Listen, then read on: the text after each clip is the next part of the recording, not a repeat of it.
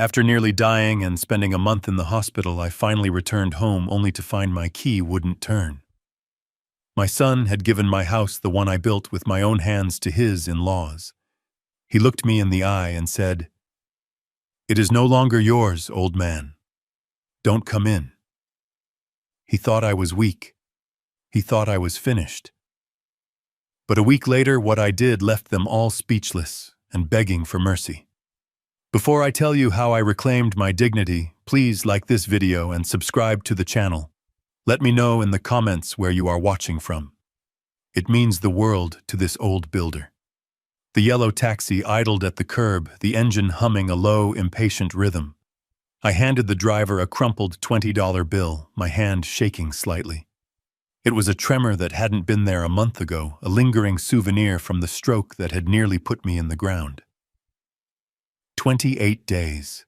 I had spent 28 days staring at the sterile white ceiling of a hospital room, smelling antiseptic, and listening to the beep of monitors. All I wanted every single second of those 28 days was to stand right here, to stand in front of the house on the lake that I had built 30 years ago. I grabbed my small duffel bag, the only luggage I had, and stepped onto the driveway. The late afternoon sun hit the cedar siding of the house, making it glow a warm honey color. I took a deep breath, expecting the scent of pine needles and the fresh lake breeze. Instead, I smelled cigarette smoke, cheap, acrid cigarette smoke wafting from my front porch. I frowned, gripping my cane tighter. The doctors told me to take it easy to avoid stress, but my heart was already hammering against my ribs. I walked up the stone path, each step a small victory over my weakened legs. The garden, usually immaculate, looked neglected. There were weeds poking through the flower beds my late wife Martha had tended with such care. But I pushed that aside. I just needed to get inside, sit in my leather armchair, and rest. I reached the front door, the heavy oak door I had carved myself.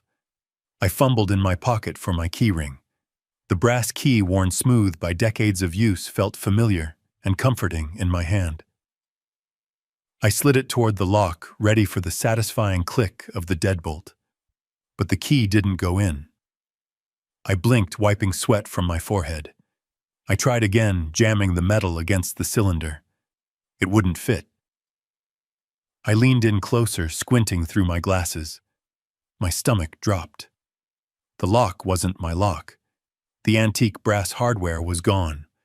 In its place was a shiny digital smart lock with a keypad and a camera lens staring back at me like a robotic eye. What on earth? I whispered, confusion swirling in my mind. Had Brandon changed the locks for me? Maybe he thought a keypad would be easier for me after the stroke. That had to be it. My son Brandon was always talking about upgrading the house, modernizing it. I felt a surge of affection mixed with irritation. He should have told me. I raised my hand to knock, but before my knuckles could touch the wood, the door swung open from the inside. I took a step back, startled. Standing in the doorway of my home was a man I barely recognized at first. He was heavy-set, with a red, blotchy face and a stomach that spilled over the waistband of his sweatpants. It took me a moment to place him. Jerry Shepard, my son's father-in-law. Tiffany's dad. But it wasn't just his presence that froze the blood in my veins.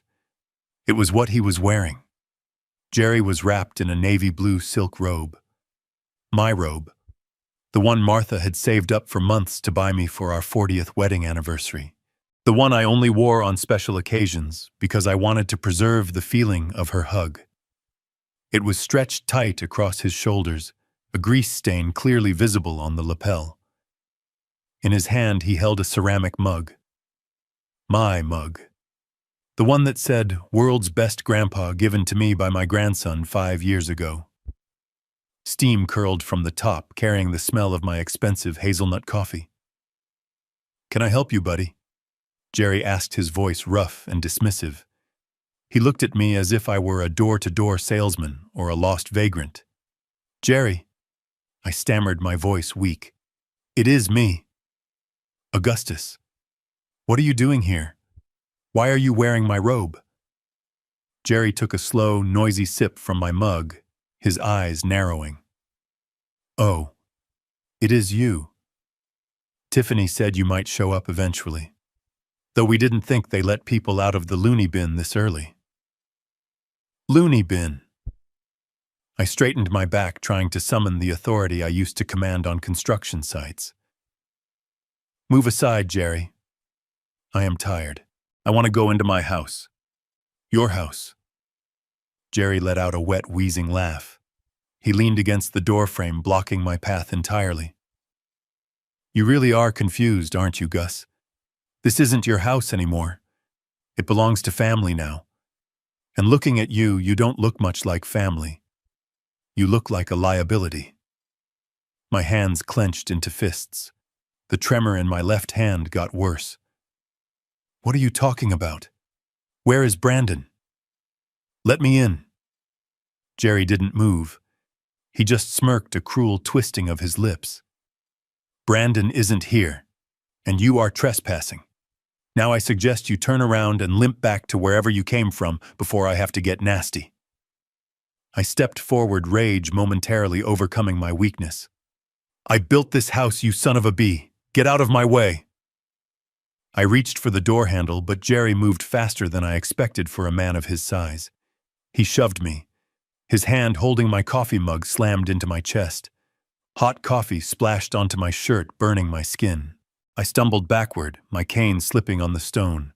I fell hard onto the concrete porch, pain shooting up my hip.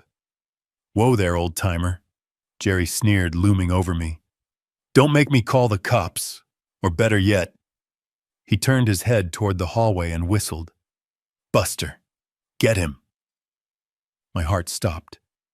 Buster was my dog, my 12-year-old golden retriever, my best friend since Martha died. He had been staying with Brandon while I was in the hospital. Hearing Jerry call him like an attack dog made me sick. Buster came trotting out, his tail wagging low, his muzzle gray with age. He looked at Jerry confused. Then he saw me lying on the ground. Buster let out a happy yelp and bounded toward me.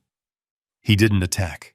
He buried his face in my neck, licking the coffee off my chin, whining with pure, unadulterated joy.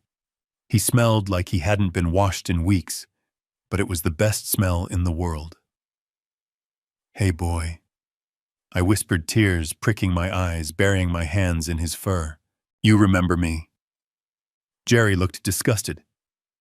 Stupid mutt, he muttered. He stepped out onto the porch and, without a second of hesitation, kicked Buster in the ribs. Get off him, you useless rug. Buster yelped in pain and scrambled away, cowering behind a porch column. That was the moment something inside me snapped. It wasn't just the house. It wasn't just the robe. He had kicked my dog. He had hurt the only innocent soul left in this family. I struggled to sit up, my vision blurring with red-hot anger. You touch him again, Jerry, and I swear to God I will. You will what? Jerry challenged, stepping closer, casting a long shadow over me. You can't even stand up, Gus. You are pathetic. Look at you. A week ago you were drooling in a hospital bed. Now you think you can give orders. I tried to grab my cane, but Jerry kicked it out of reach. It clattered down the driveway, landing in the dirt. Suddenly, the sound of a powerful engine cut through the tension. I turned my head. A massive black Ford F-150 pickup truck pulled into the driveway, tires crunching on the gravel. It was my truck, my pride and joy. The truck I kept polished and tuned to perfection. The driver's door opened. I felt a surge of relief. It was Brandon, my son. He would fix this. He would see his father lying on the ground, bleeding and humiliated, and he would throw this intruder out. Brandon. I called out, my voice raspy. Brandon, help me. My son stepped out of the truck. He was wearing a suit I had never seen before, something expensive and Italian cut. He looked at me lying on the porch. He looked at Jerry standing over me in my robe. He looked at the terrified dog. But he didn't run to help me. He didn't look angry at Jerry. He just sighed, a look of profound annoyance crossing his face as if I were a piece of trash that had blown onto his lawn. He walked around the truck to the passenger side and opened the door. Tiffany, his wife, stepped out. She was wearing sunglasses and holding a designer handbag. She lowered her glasses, looked at me, and wrinkled her nose. "Ugh," she said, her voice dripping with disdain. "I told you we should have changed the gate code too, Brandon. Now we have to deal with this scene." Brandon walked up the path, stopping a few feet away from me. He didn't offer a hand. He didn't ask if I was hurt. He just looked down his face, a mask of cold indifference.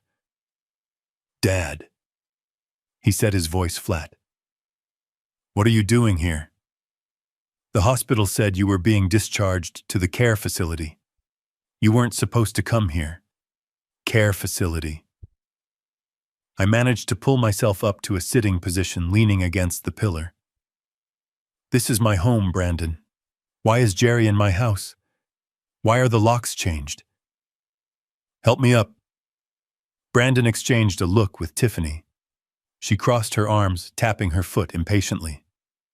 "Dad," Brandon said, and for the first time he looked me in the eye. "We need to explain something to you, and you are not going to like it. But you need to understand that this—" He gestured to the house, the garden, the lake view. "This isn't yours anymore. We made some decisions while you were incapacitated. For your own good. For my own good." I repeated, looking at Jerry, who was now cleaning his teeth with a fingernail. "Yes," Tiffany chimed in, stepping forward. "We sold the truck to the business, transferred the deed, and moved my parents in to watch the place. You require specialized care, Gus, expensive care, so we handled your assets." I felt the world spinning. "My truck, my house, my dog, my life. You stole it," I whispered. I stood there, swaying slightly on my cane, looking at the two people who were supposed to be my safety net. Brandon, my flesh and blood, and Tiffany, the woman he chose. But my eyes didn't lock onto their faces. They locked onto her neck. Resting against her throat, shimmering in the afternoon light, was a string of pearls. My breath caught in my throat. Those weren't just any pearls. Those were Martha's pearls. I bought them for her in 1984, the year we broke ground on this property. She wore them to every anniversary, every Christmas, and she had asked me to keep them safe. Seeing them on Tiffany, a woman who had never shown Martha an ounce of respect while she was alive, felt like a physical slap. It was a desecration. I took a step toward her, my hand trembling as I pointed the cane. "Take them off," I demanded, my voice low and shaking with a mix of rage and grief.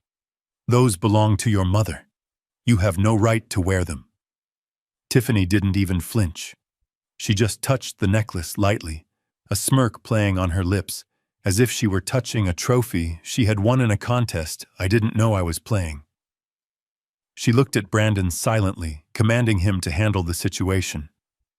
Brandon stepped between us, his broad shoulders blocking my view of the front door, effectively walling me off from my own life. I looked up at him, searching for the little boy who used to hand me tools while I worked on the deck, but that boy was gone. In his place was a stranger in an expensive suit. "Dad, stop it," Brandon said, his voice flat and devoid of emotion. "We need to be realistic. I spoke to Dr. Evans at the hospital. He said the stroke caused significant cognitive damage. You are confused, Dad. You are not thinking clearly. You can't live alone anymore. It is irresponsible." I stared at him, incredulous. Cognitive damage. I remembered every detail of my medical charts. The doctor had said I had mild motor impairment, not brain damage. I was fully lucid. "Don't you dare lie to me, Brandon," I snapped, straightening my back. "My mind is fine. I built this house. I know every wire, every pipe, every beam in this structure. I laid this foundation with my own sweat 40 years ago. I turned a patch of dirt into a $1.8 million estate on the most desirable lakefront in the county. I am not some senile old man you can just discard. I am Augustus Wainwright, and this is my property." Brandon sighed, rubbing his temples as if I were a toddler throwing a tantrum in a grocery store. "It is not your property anymore, Dad. We executed the power of attorney you signed before surgery. We transferred the title. It is done. We did it to protect the asset, to protect you from yourself." I felt the blood drain from my face. Power of attorney. I had signed a medical power of attorney just in case I didn't wake up from the operation. They had used it. They had twisted it to steal everything. And them. I pointed the cane at Jerry, who was still lounging in the doorway wearing my robe. "Why are your in-laws living in my house if it is supposed to be for my protection?" Tiffany stepped forward, the pearls clicking softly as she moved. Her voice was dripping with condescension. "My parents are doing us a huge favor, Gus. They agreed to move in and maintain the property. A big house like this needs constant care, something you are obviously incapable of providing now. You should be thanking them. You should be grateful that we found a solution that keeps the house in the family, instead of selling it to strangers." Grateful. She wanted me to be grateful that she had evicted me and moved her freeloading parents into the home I built for my wife. I felt a surge of adrenaline that momentarily masked the pain in my body. I didn't care about the odds. I didn't care that I was outnumbered. I needed to get inside. I needed to get to my safe in the study. The deed, the original trust documents, they were in there. If I could just get my hands on them, I could prove this was illegal. "Move, Brandon." I growled and I lunged forward. I tried to push past him, aiming for the open door. Brandon stepped aside almost too easily, but he wasn't the one stopping me. Jerry Shepard, seeing me make a move for the door, stepped out with surprising speed. He didn't just block me. He planted both hands on my chest and shoved with all his weight. "Get back, old man," Jerry shouted. My weakened legs couldn't hold me. I flew backward, my cane flying from my grasp. I hit the concrete steps hard, my head cracking against the stone riser. A sharp, blinding pain exploded in my skull. I gasped air leaving my lungs as the sky spun above me. I felt a warm trickle of blood running down my forehead, stinging my eye. I lay there stunned, looking up at the three of them. Brandon looked away, unable to watch. Tiffany checked her nails, looking bored. And Jerry stood over me, wiping his hands on my silk robe as if he had just taken out the trash. "That is enough," Brandon mumbled, finally looking at me. "Let's go. Get him in the car. We are taking him to Sunny Meadows." My head was spinning a carousel of pain and confusion. I expected sirens. I expected someone to call an ambulance because I was bleeding on the concrete. Instead, I felt rough hands grabbing me under my armpits. It was Jerry. He hoisted me up, not with care, but with the impatient heave one uses for a bag of mulch. Brandon grabbed my feet. My own son, who I had carried to bed 1,000 times when he was small, was now carrying me like a piece of unwanted furniture. I tried to kick, to thrash, but my body wouldn't obey. The stroke had left me slower, weaker, and the fall had knocked the wind out of me. They shoved me into the back seat of my own truck, the leather interior smelling of the vanilla air freshener I always used. It was a smell of home now twisted into the scent of a prison cell. Jerry squeezed in beside me, his bulk pressing me against the door, effectively pinning me down. Brandon slammed the driver's door and locked the central locking system with a loud final clunk. "Wait!" I gasped, touching my forehead. My hand came away red. "I need a doctor. I am bleeding." "You are fine, Dad," Brandon said, his eyes meeting mine in the rearview mirror for a split second before darting away. "It is just a scratch. We are taking you where you need to be." I reached for my pocket, my instinct screaming at me to call the police, to call Catherine, to call anyone. My hand brushed the familiar rectangle of my smartphone. But before I could pull it out, Jerry's meaty hand clamped over my wrist. He twisted it, sending a fresh spike of pain up my arm, and snatched the phone from my grip. "I will take that," Jerry grunted. "Give it back." I shouted or tried to, but it came out as a croak. "That is my property." Brandon spoke up from the front seat, his voice calm, rational, terrifying. "It is for safekeeping, Dad. You lose things. You are confused. We don't want you calling people at all hours and bothering them with your delusions. Hand over the wallet too, Jerry." "No." I protested, pressing my hand against my other pocket. "My ID, my credit cards, my life." Jerry didn't ask twice. He shoved his hand into my pocket, wrestling the leather wallet free, while I swiped feebly at him. He tossed both the phone and the wallet to the front seat. Tiffany caught them, dropping them into her designer bag, with a satisfied click of the clasp. "There," she said, adjusting her sunglasses. "Now we can focus." The truck lurched forward, tires spinning on the gravel as we sped away from the lake house. I watched through the tinted glass as my home, my sanctuary, disappeared behind the trees. Buster was still on the porch, barking silently, abandoning me just as my family had. We drove in silence for a few miles. I leaned my head against the cool glass, the vibration of the road rattling my aching skull. We weren't heading toward the city hospital. We were heading toward the industrial district, the part of the county where the pavement cracked and the streetlights didn't always work. Tiffany pulled out her phone. She didn't whisper. She didn't try to hide what she was doing. She wanted me to hear. She dialed a number and put it on speaker, resting the phone on the center console. "Yes, this is Mrs. Wainwright," she said, her voice bright and cheery, a stark contrast to the venom she had spewed earlier. "We are en route. Yes, the transport is secured." I listened, holding my breath. "Excellent," she continued. "We are about 20 minutes out. Is the room ready?" "Perfect.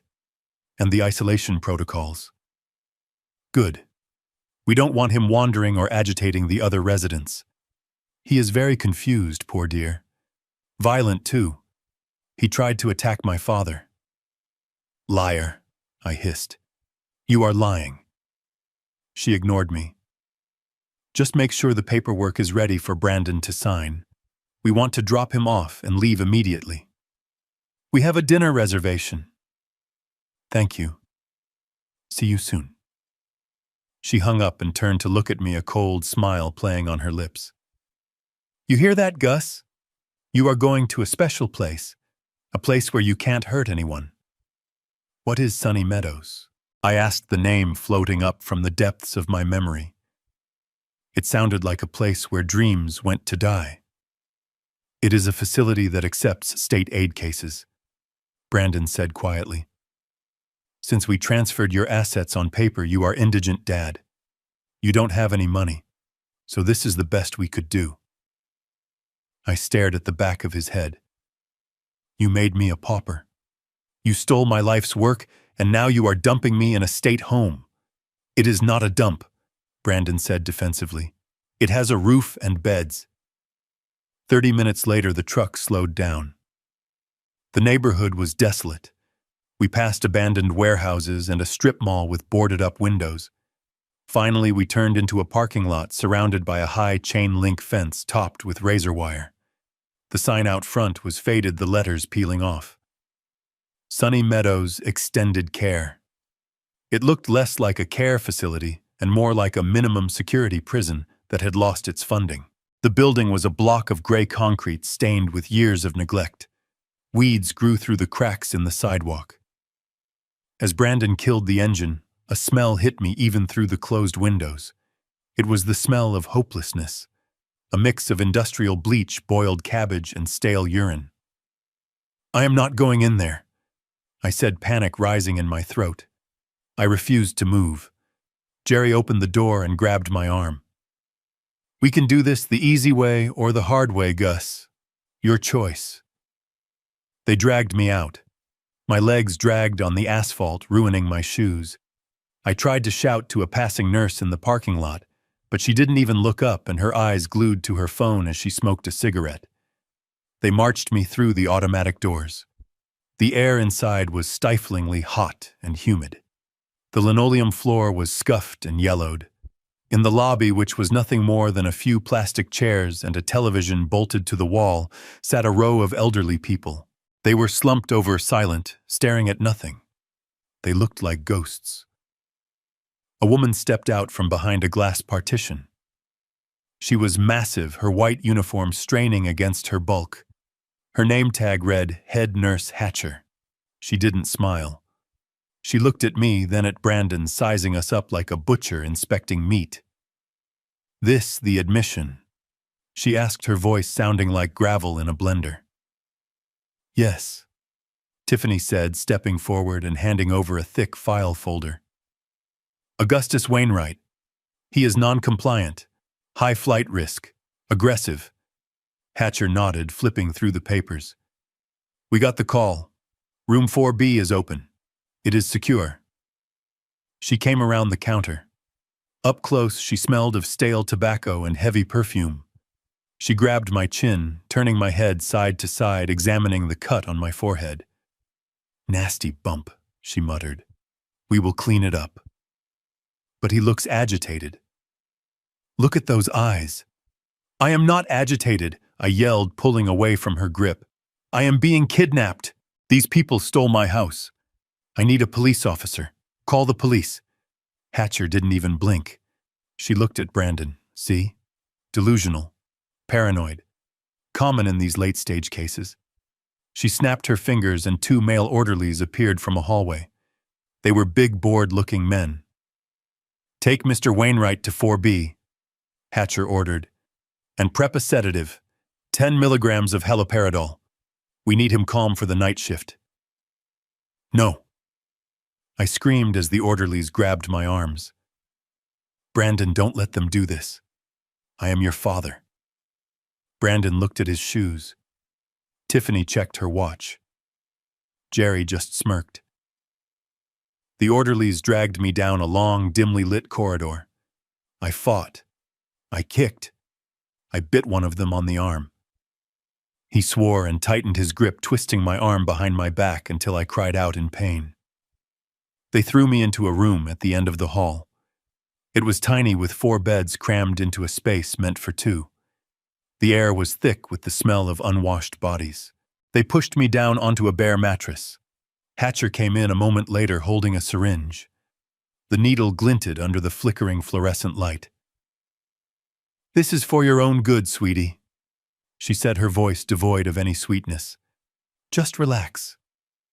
I tried to scramble backward, pressing myself against the cold cinder block wall. "You can't do this. I have rights. You have a guardian." She corrected, nodding toward the door where Brandon was signing a piece of paper. "And he says you need to sleep." The orderlies held me down. One sat on my legs, the other pinned my chest. I couldn't move. I couldn't breathe. I looked past the nurse through the open door and saw Brandon handing the clipboard back. He turned and walked away, Tiffany and Jerry trailing behind him. He didn't look back. Not once. I felt the sting of the needle in my shoulder.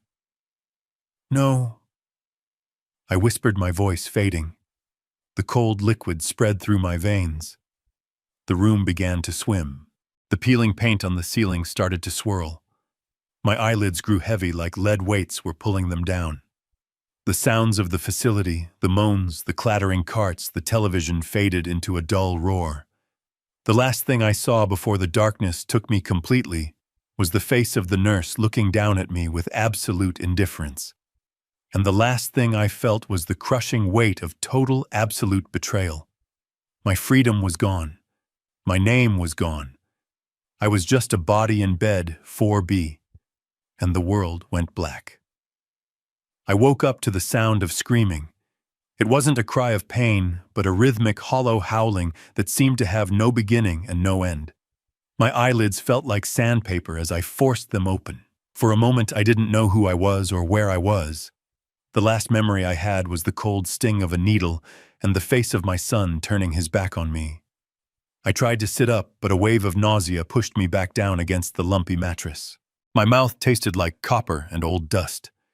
My head throbbed with a dull, heavy ache, the after effect of whatever chemical cocktail they had pumped into my veins. I looked around, blinking against the harsh, flickering, fluorescent light overhead.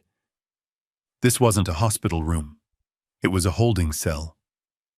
The walls were painted a color that might have once been beige but was now stained with years of grime and neglect.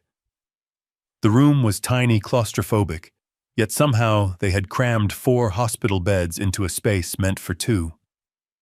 I was in the corner bed.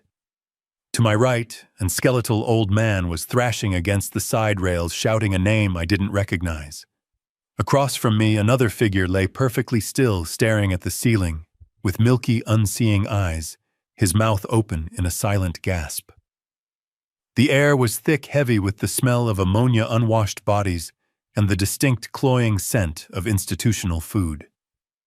I tried to speak, but my voice was a dry croak. I needed water. I needed to know how much time had passed. I looked at my wrist, but my watch was gone. My Tag Heuer, a gift to myself when I retired, had been stripped from me. I felt a surge of panic rising in my chest, fighting through the fog of the sedatives.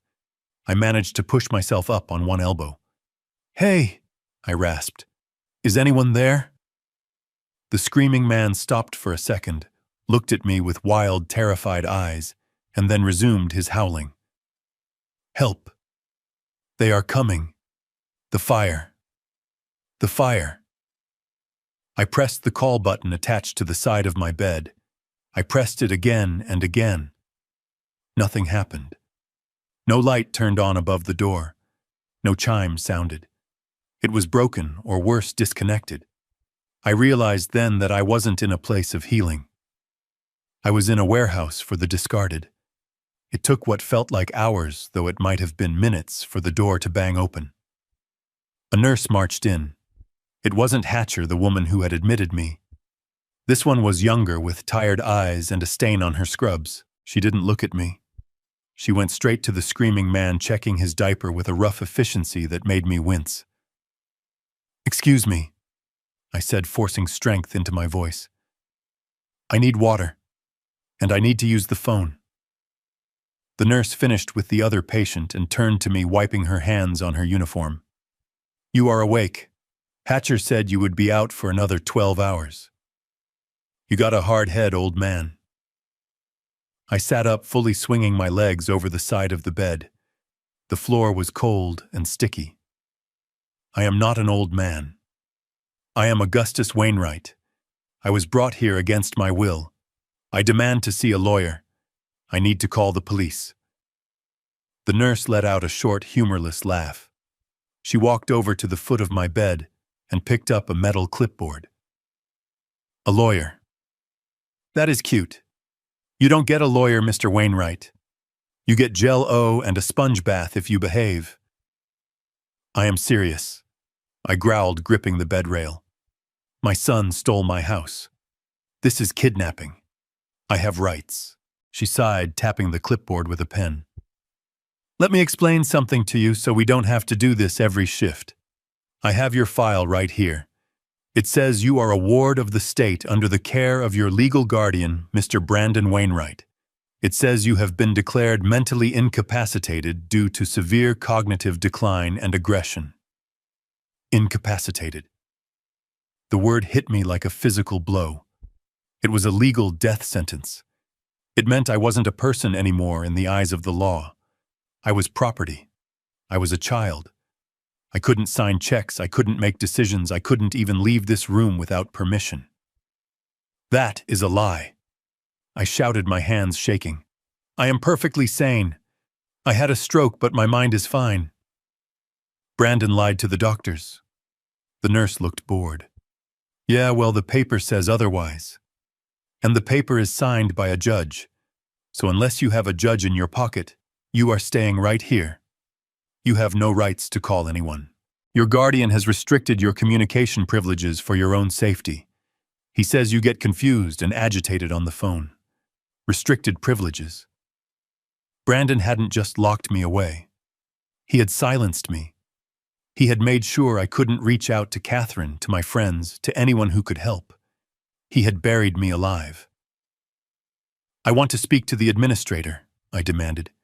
"She is busy," the nurse said, turning to leave. Lunch is in 10 minutes. Eat it." She walked out, the heavy door slamming shut behind her. The lock clicked. I was trapped. I looked at the other men in the room. They were my future, forgotten, screaming into the void, waiting to die. I felt a tear run down my cheek, hot and angry. I wiped it away furiously. I wouldn't give them the satisfaction of seeing me cry. 10 minutes later, a cart rattled down the hallway. The door opened again, and a different orderly shoved a plastic tray onto the rolling table at my bedside. "Chow time." He grunted and left. I looked at the tray. My stomach turned. In a small plastic bowl was a gray, lukewarm sludge that smelled like wet cardboard. Beside it was a single slice of white bread. I picked up the bread. On the bottom crust, there was a spot of fuzzy green mold. I dropped the bread back onto the tray. This was it. This was the care my son had purchased with my millions. He hadn't just put me in a home. He had shopped around for the cheapest, most bottom-barrel facility he could find. Sunny Meadows wasn't a care facility. It was a dumping ground. He was saving every penny of my money, probably spending it on Tiffany's jewelry or Jerry's gambling debts, while I was expected to eat moldy bread and rot in a room that smelled of death. The rage that filled me was cold and sharp. It wasn't the hot, explosive anger I had felt at the house. This was different. This was the calculating resolve of a man who has nothing left to lose. I pushed the tray away. I wouldn't eat their poison. I needed to keep my mind clear. I sat there for hours watching the room. I cataloged every detail. The camera in the corner of the ceiling blinking with a slow red light. The way the light shifted as the afternoon wore on. The routine of the staff. They checked on us every 4 hours minimum effort. They didn't look at us. To them, we were just bodies to be cleaned and fed. And then around late afternoon, I saw him. The door opened quietly.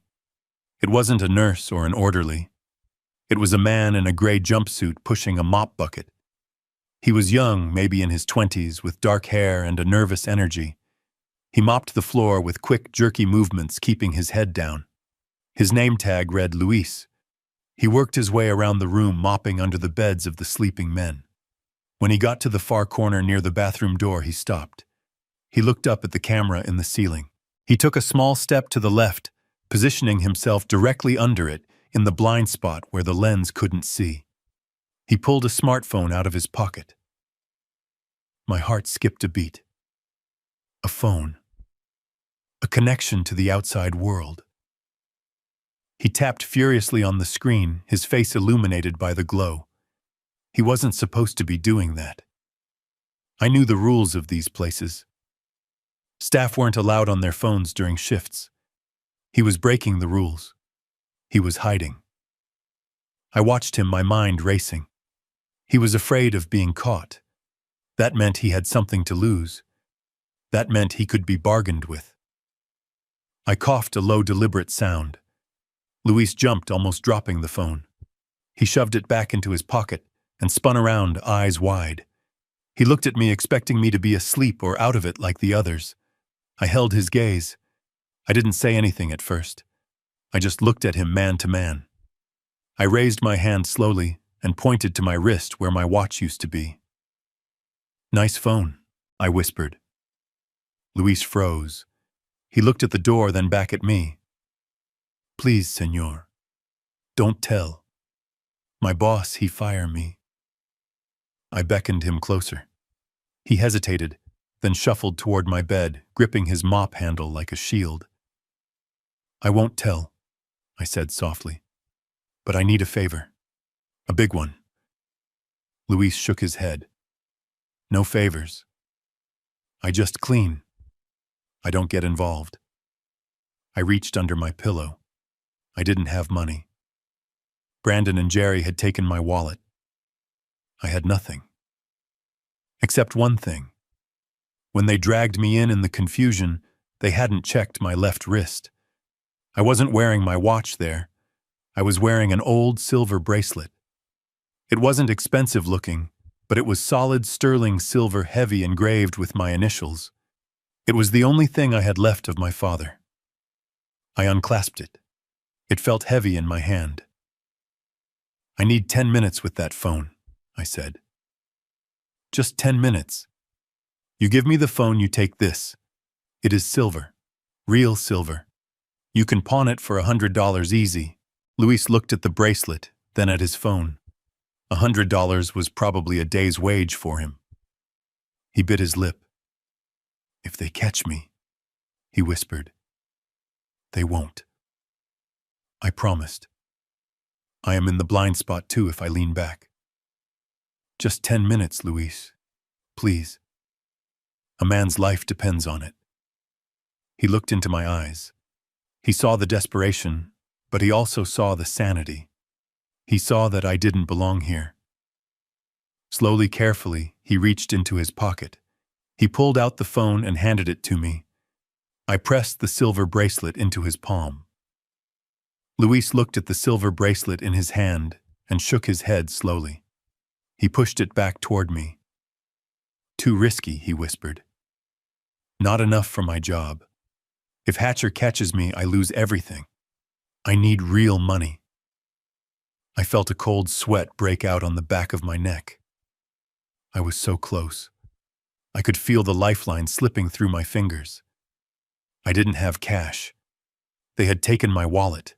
They had taken my cards. But then I remembered.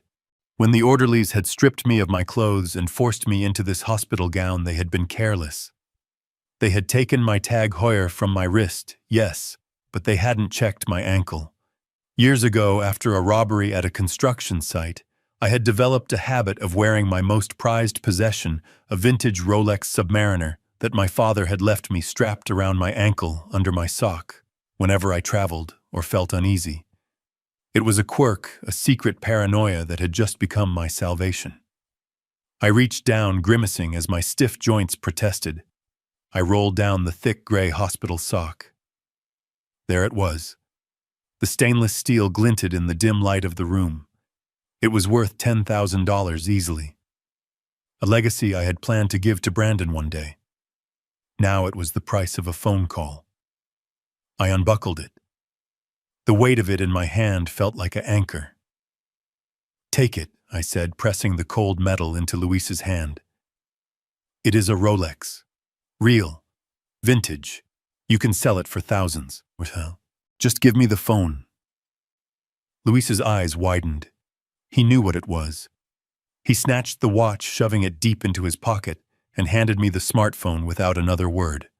He moved to the door, cracking it open, to keep watch, his body tense. I had the phone. My hands were shaking so bad, I almost dropped it. I needed to call Catherine, my lawyer, but a gnawing, terrified instinct in my gut told me I needed to know the extent of the damage first. I needed to know if I had the resources to fight this war. If they had taken the house, what else had they taken? I dialed the number for First National Bank. I knew it by heart. I had banked with them for 40 years. The automated voice answered, cool and detached. "Welcome to telephone banking. Please enter your account number." I typed in the digits from memory. My breath hitched as the system processed. "For security, please answer your security question," the voice droned. "What was the name of your first pet?" I closed my eyes. Ranger, my old German Shepherd, the dog that had guarded my first job site. I typed the letters on the keypad. Ranger. "Identity confirmed," the voice said. "Please wait while we access your accounts." The seconds of silence felt like hours. I could hear the heavy breathing of the man in the bed next to me. I could hear the squeak of Luis's shoes by the door. For the checking account ending in 442, the balance is $0.00. My stomach dropped. That account usually held about $10,000 for operating expenses. For the high-yield savings account ending in 889, the balance is $0.00. I felt like I had been punched in the gut. That was my emergency fund. $50,000. Gone. For the retirement investment account ending in 661, the balance is $0.00. No. I whispered, the phone trembling against my ear. That was impossible. That account had $850,000 in it. My life savings. The money I had broken my back for 50 years to accumulate. The money that was supposed to ensure I never ended up in a place like Sunny Meadows. Please list last transactions, I commanded the voice, my voice breaking. Processing, the voice replied. Transaction 1. Transfer of $200,000 to Wainwright Renovation, LLC. Transaction 2. Transfer of $300,000 to Shepherd Holdings. Transaction 3. Transfer of $350,000 to Shepherd Holdings. Shepherd Holdings. Jerry. My son had drained my entire life savings and funneled nearly $700,000 to his father-in-law, and the rest to a shell company for renovations on a house they had already stolen from me. They hadn't just taken the house. They had picked the carcass clean. They had left me with absolutely nothing. I was destitute, a pauper in a state facility. The rage that filled me was so intense my vision blurred. I wanted to scream. I wanted to throw the phone against the wall, but I couldn't. I had to be smart. I had to survive. Time is up, Luis hissed from the doorway. Nurse coming. I quickly cleared the call history and handed the phone back to him. He wiped the screen on his jumpsuit and vanished into the hallway just as heavy footsteps approached. I lay back down, pulling the thin, scratchy blanket up to my chin. I feigned sleep, my heart hammering against my ribs like a trapped bird. The door didn't open. The footsteps stopped just outside. It was the nurse's station located just down the hall. The acoustics of the old building were terrible, the ventilation ducts carrying sound like a microphone. I heard a beep followed by the sound of a call connecting on speakerphone. Mrs. Wainwright. This is Nurse Hatcher. I held my breath. Hatcher.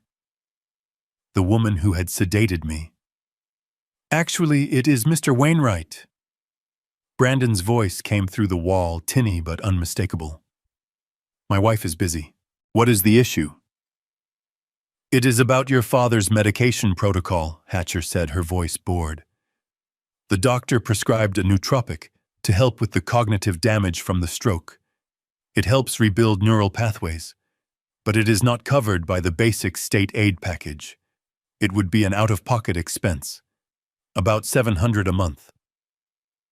There was a pause. I pictured Brandon sitting in my house, maybe drinking my wine, making a decision about my brain. $700, Brandon sighed. That is steep. Is it absolutely necessary? Well, Hatcher replied, if you want him to have a chance at regaining full lucidity, it is recommended. Without it, and combined with the sedatives, he will likely remain in a state of confusion. He will be docile, but he won't be present. I waited. I prayed. My son. My blood. He had stolen the money, yes. But surely he wouldn't deny me my mind. Listen, Brandon said, his voice cold and practical. We are already stretching the budget with the house renovations. And honestly, if he becomes more lucid, he just becomes more agitated. He gets violent. You saw him today. He was a handful. Hatcher agreed. Exactly, Brandon said. We don't want him suffering. We don't want him confused and angry. It is better if he is just calm. Don't fill the prescription for the brain meds. It is too expensive, and it is not worth the risk. Just keep him on the sedatives. Keep him comfortable. If he needs a higher dose to stay quiet, authorize it. So maintain current sedation levels and decline restorative therapy, Hatcher confirmed, the sound of a pen scratching on paper audible. Yes, Brandon said. Just keep him sleeping. It is better for everyone. The line clicked dead. I lay there in the semi-darkness, staring at the water stain on the ceiling. A single tear leaked from my eye and rolled into my ear. It wasn't a tear of sadness. It was a tear of pure, crystalline realization. They weren't just greedy. They weren't just selfish. They were killing me. They were systematically erasing Augustus Wainwright. First, they took my property. Then they took my money. Now they were taking my mind. They wanted me to be a vegetable, a drooling, sleeping body in bed 4B that they could visit once a year to keep up appearances until I finally had the decency to stop breathing. If I stayed here one more night, if I let them put another needle in my arm, I would never leave. I would fade away. I would become the crazy old man they claimed I was. I sat up. The dizziness was still there, but the rage was stronger. I looked at the window. It was barred, but the frame was old rusted steel. I was a builder. I knew metal. I knew structures. And I knew that rust was weakness. I swung my legs over the side of the bed. My feet hit the cold floor. I wasn't Augustus the victim anymore. I was Gus the contractor. And I had one last job to do. I had to break out of my own grave. Tonight. The digital clock on the wall was broken, frozen forever at 4:30, but I knew it was 2 in the morning. I had spent the last 6 hours lying perfectly still, breathing in a slow, rhythmic cadence, counting the rounds of the night staff. They were lazy. They checked the rooms at 10 at midnight, and they wouldn't be back until 4. That gave me a 2-hour window to reclaim my life. I sat up my joints, protesting with a dry crack that sounded like a gunshot in the silent room. I froze, waiting for the shift of a body or a groan from one of my roommates, but the heavy sedation Hatcher had administered to everyone kept them deep in a chemical slumber. I reached under my mattress and pulled out my weapon. It wasn't a knife or a gun. It was a spoon. A simple stainless steel tablespoon I had palmed from the dinner tray 2 nights ago. For 48 hours, every time the nurses weren't looking, I had rubbed the handle against the rough, exposed concrete behind the radiator. I had ground it down until the end was flat and sharp, a makeshift screwdriver born of desperation. I swung my legs over the side of the bed. The floor was cold, seeping through the thin socks they had given me. I stood up, fighting the vertigo that still lingered from the stroke. I wasn't just an old man anymore. I was a contractor. I was a builder who had erected skyscrapers and family homes. I knew structures. I knew how buildings breathed, and more importantly, I knew where they were weak. I moved to the door, stepping exactly where Luis had shown me, hugging the wall to stay in the camera's blind spot. I cracked the door open. The hallway was empty, bathed in the sickly yellow glow of the safety lights. The nurse's station was empty, the sound of a television playing a talk show, drifting from the break room. I slipped out. My heart hammered against my ribs, a frantic drumbeat that threatened to deafen me. I didn't head for the main exit. That door was alarmed, wired to a silent system that would alert the police and Hatcher before I even reached the parking lot. No, I headed for the utility wing. I made it past the first 2 doors when I heard it. The squeak of rubber soles on linoleum. Someone was coming around the corner. Panic, cold and sharp, spiked in my chest. There was nowhere to go. The doors on either side were locked patient rooms. Then I saw it. A large canvas laundry cart pushed against the wall, overflowing with soiled sheets and gowns waiting for the morning wash. I didn't think. I didn't hesitate. I dove into the cart, burrowing deep under the pile of linen. The smell hit me instantly. It was a suffocating stench of urine, sweat, and vomit. It was the smell of human misery. I pressed my hand over my mouth to stop myself from retching, curling into a tight ball as the footsteps got closer. The squeaking stopped right next to the cart. I held my breath, my lungs burning. Through the weave of the canvas, I saw the beam of a flashlight plaque over the wall above me. "Did you hear that?" a male voice asked. "Probably just the pipes." A woman replied, sounding tired. "This place is falling apart." "Come on, I want to finish this round so I can have a smoke." The footsteps moved on, fading down the hall. I waited a full minute, counting to 60 in my head, before I pushed the foul-smelling sheets off me. I climbed out of the cart, gasping for fresh air, wiping the filth from my hospital gown. I felt degraded, reduced to hiding in trash, but that shame only fueled the fire in my gut. They would pay for this. Brandon would pay for this. I reached the end of the hall. The storage room door was locked as I expected, but it was an old interior lock, a simple pin tumbler mechanism. I used the handle of the spoon, jamming it into the keyway and applying tension. It wasn't elegant, and it took me 3 tries, sweat stinging my eyes, but finally I felt the cylinder give. Click. I slipped inside and closed the door behind me. The room was dark, smelling of bleach and mop water. I fumbled along the wall until my hands found what I was looking for: the maintenance closet. I grabbed a pair of gray coveralls hanging on a hook, probably belonging to a janitor, and pulled them on over my gown. They were too big, but they were warm. I found a pair of rubber work boots in the corner. They were tight, pinching my toes, but they were better than socks. Then I turned to the window. It was a small rectangular window set high in the wall, covered by a metal mesh screen. This was why I chose this room.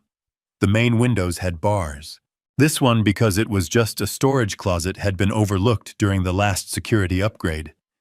It was an old steel casement window, the kind with the hinges on the outside frame secured by screws, that had been painted over 1,000 times. I climbed up onto a shelving unit, my muscles trembling with the effort. I took my sharpened spoon and dug into the layers of paint covering the screw heads on the latch. The paint chipped away, revealing the rusted metal underneath. I inserted the flat edge of the spoon into the slot of the first screw. It wouldn't budge. "Come on." I gritted my teeth, putting all my weight behind it.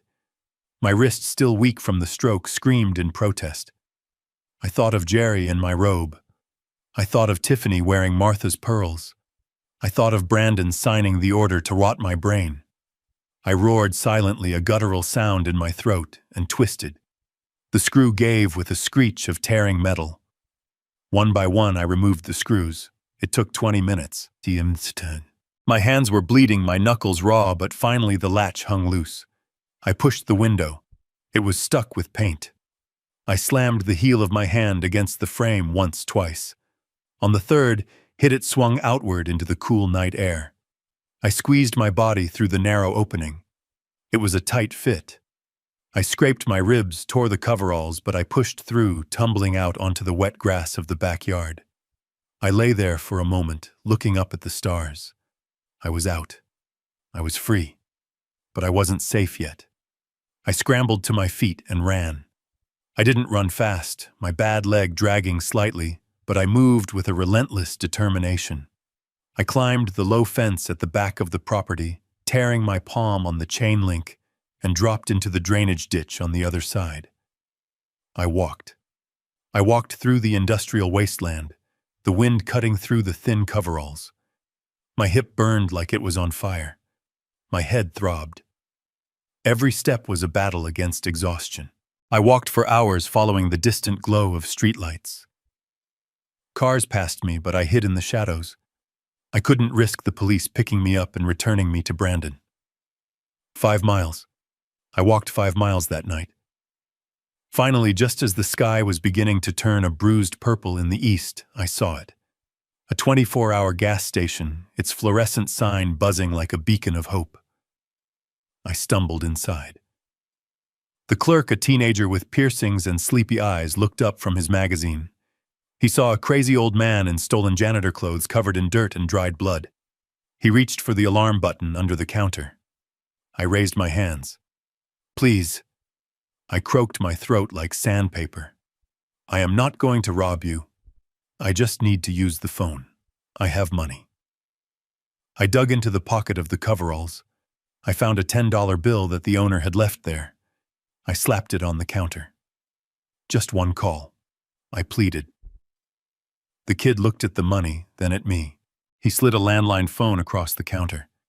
"Make it quick, Pops." I picked up the receiver. My fingers shook as I dialed. I didn't call the police. I didn't call a doctor.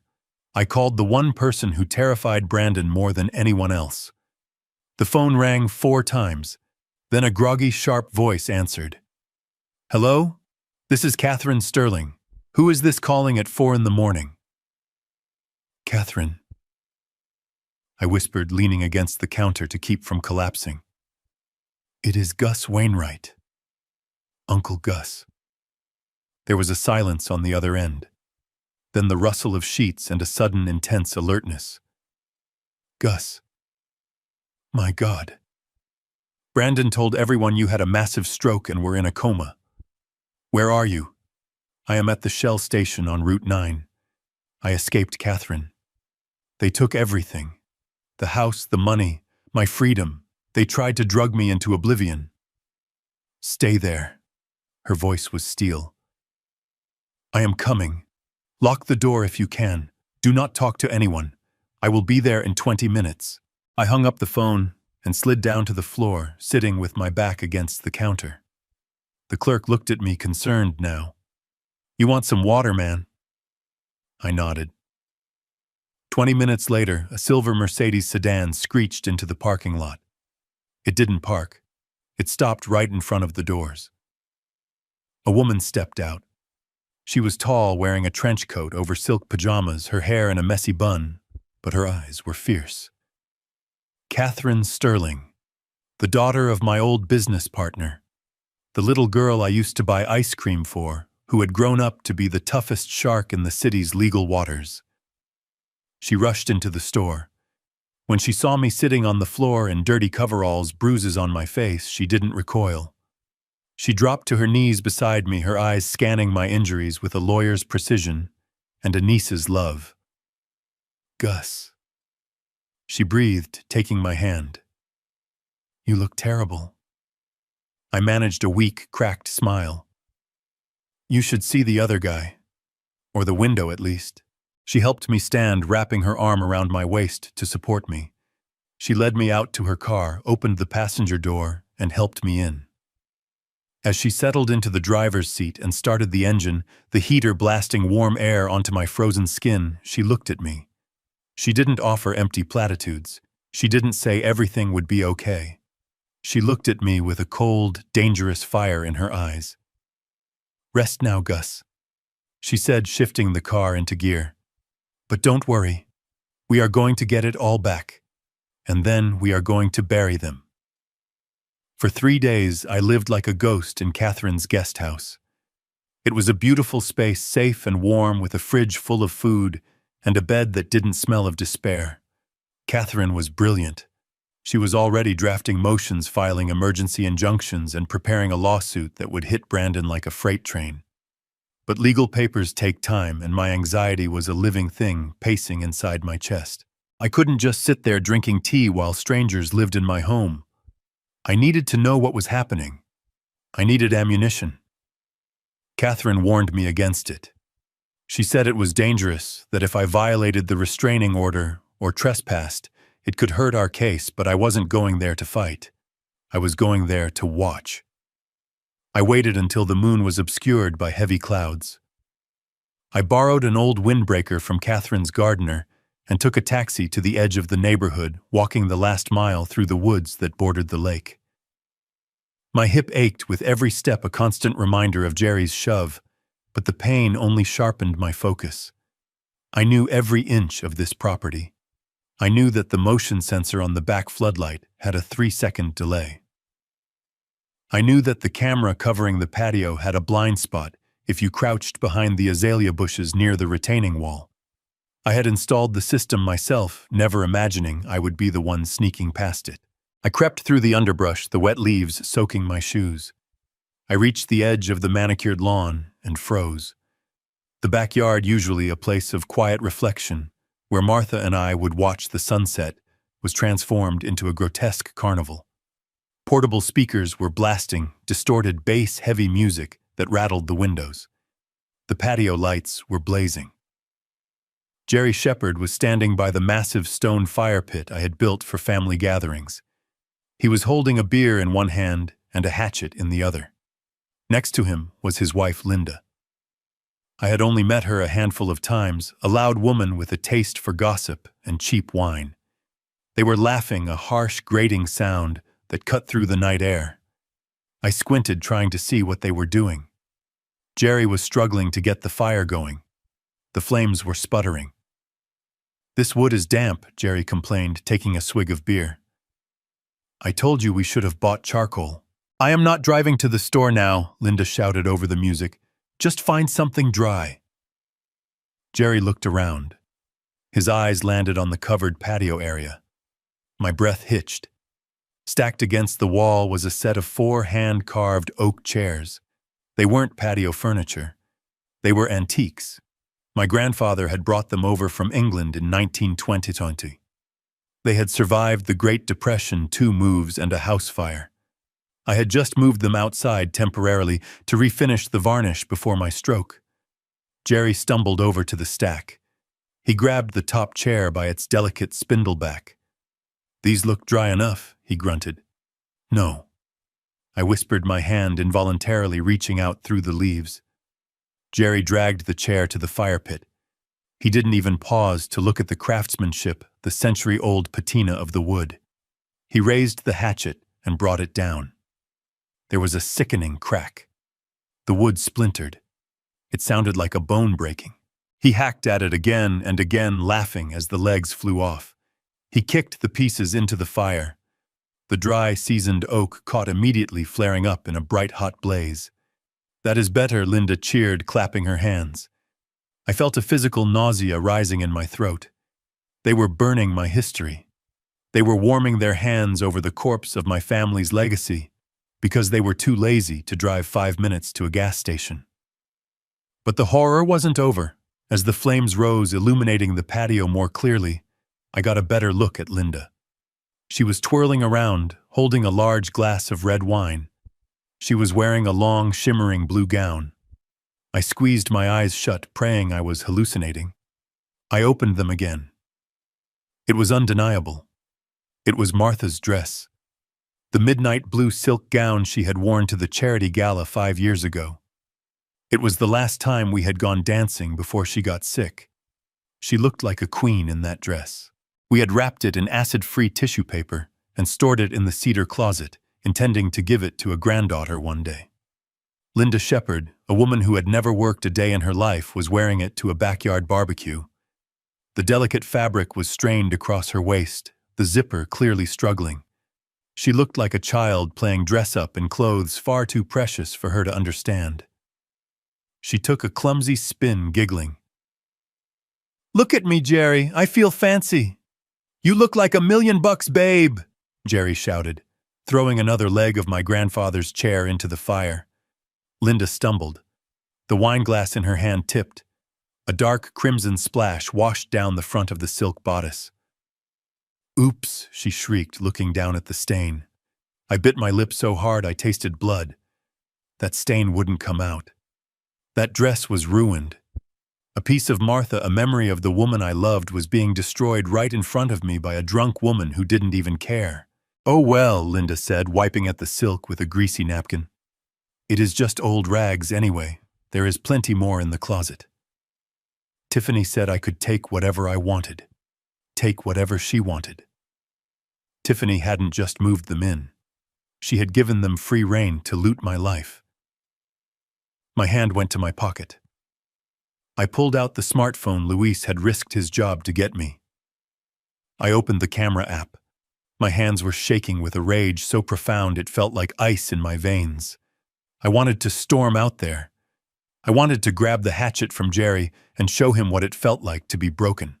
I wanted to rip that dress off Linda and scream until my lungs gave out. But I didn't. I couldn't. Catherine's voice echoed in my head. "We need proof, Gus. We need to show the judge that they are destroying the asset. We need to prove they are unfit." I steadied my hand against a branch. I pressed record. I zoomed in on Jerry feeding the antique wood into the fire. I captured the hatchet striking the carved seat. I panned to Linda, capturing the wine stain, the laughter, the careless way she wiped her greasy hands on the silk. I recorded their conversation, their admissions of theft, their absolute disregard for everything I held dear. The video was 3 minutes long. 3 minutes of evidence. 3 minutes of torture. When Jerry went inside to get more beer, leaving the fire roaring with the remains of my heritage, I stopped recording.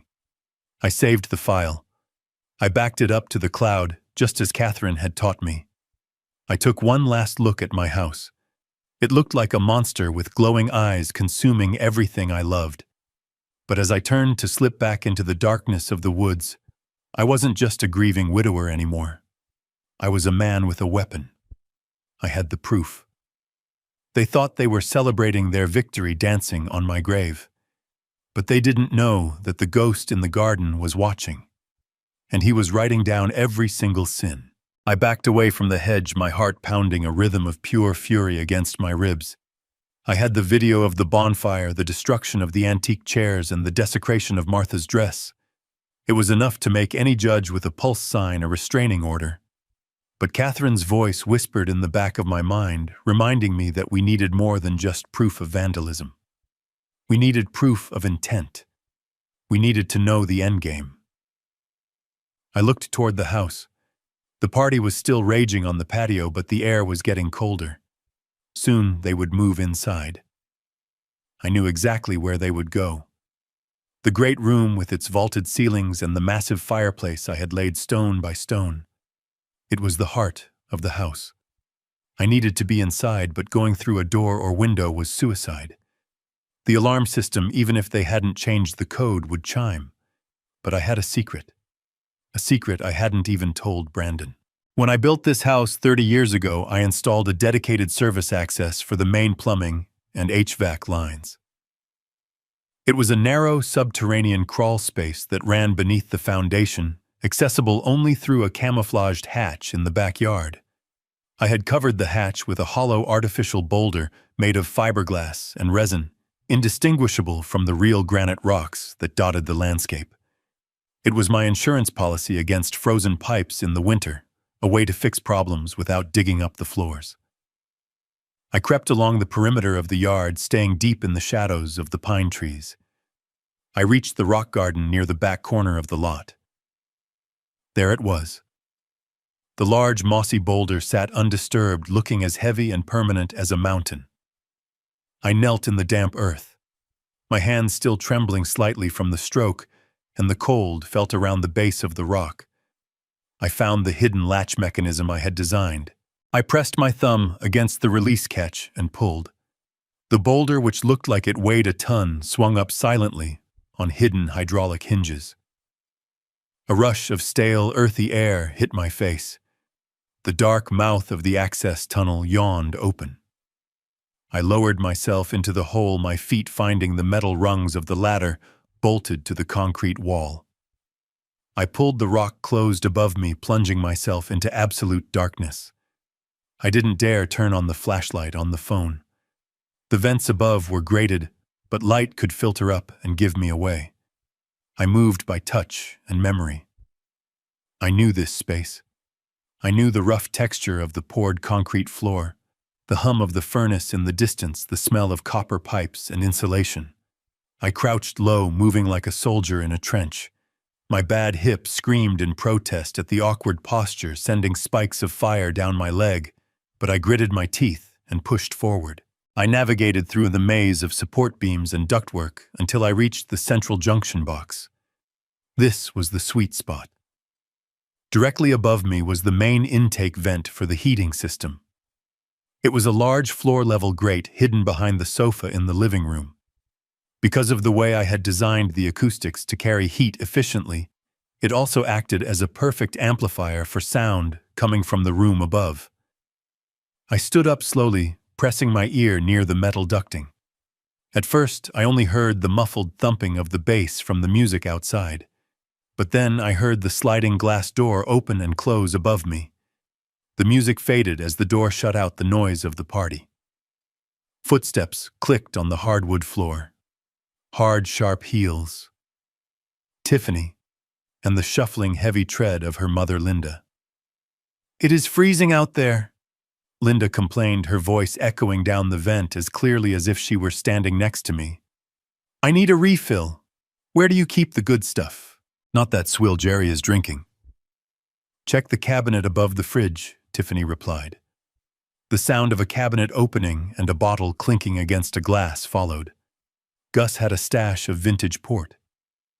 Brandon doesn't drink it, so help yourself. My hands clenched in the dark. That port was from the year Martha and I were married. I was saving it for our 50th anniversary. Now it was being guzzled by a woman who had used my wife's dress as a napkin. So Linda said, the sound of liquid pouring filling the silence. When do we cash out? Your father is getting impatient. He wants to buy that boat he has been talking about. Not yet, Mom, Tiffany said. Her voice was closer now, likely sitting on the sofa right above the vent. We can't sell the house yet. It is too suspicious. If we list it a week after dumping Gus in the home, people will talk. The neighbors are already nosy. So what? Linda scoffed. Let them talk.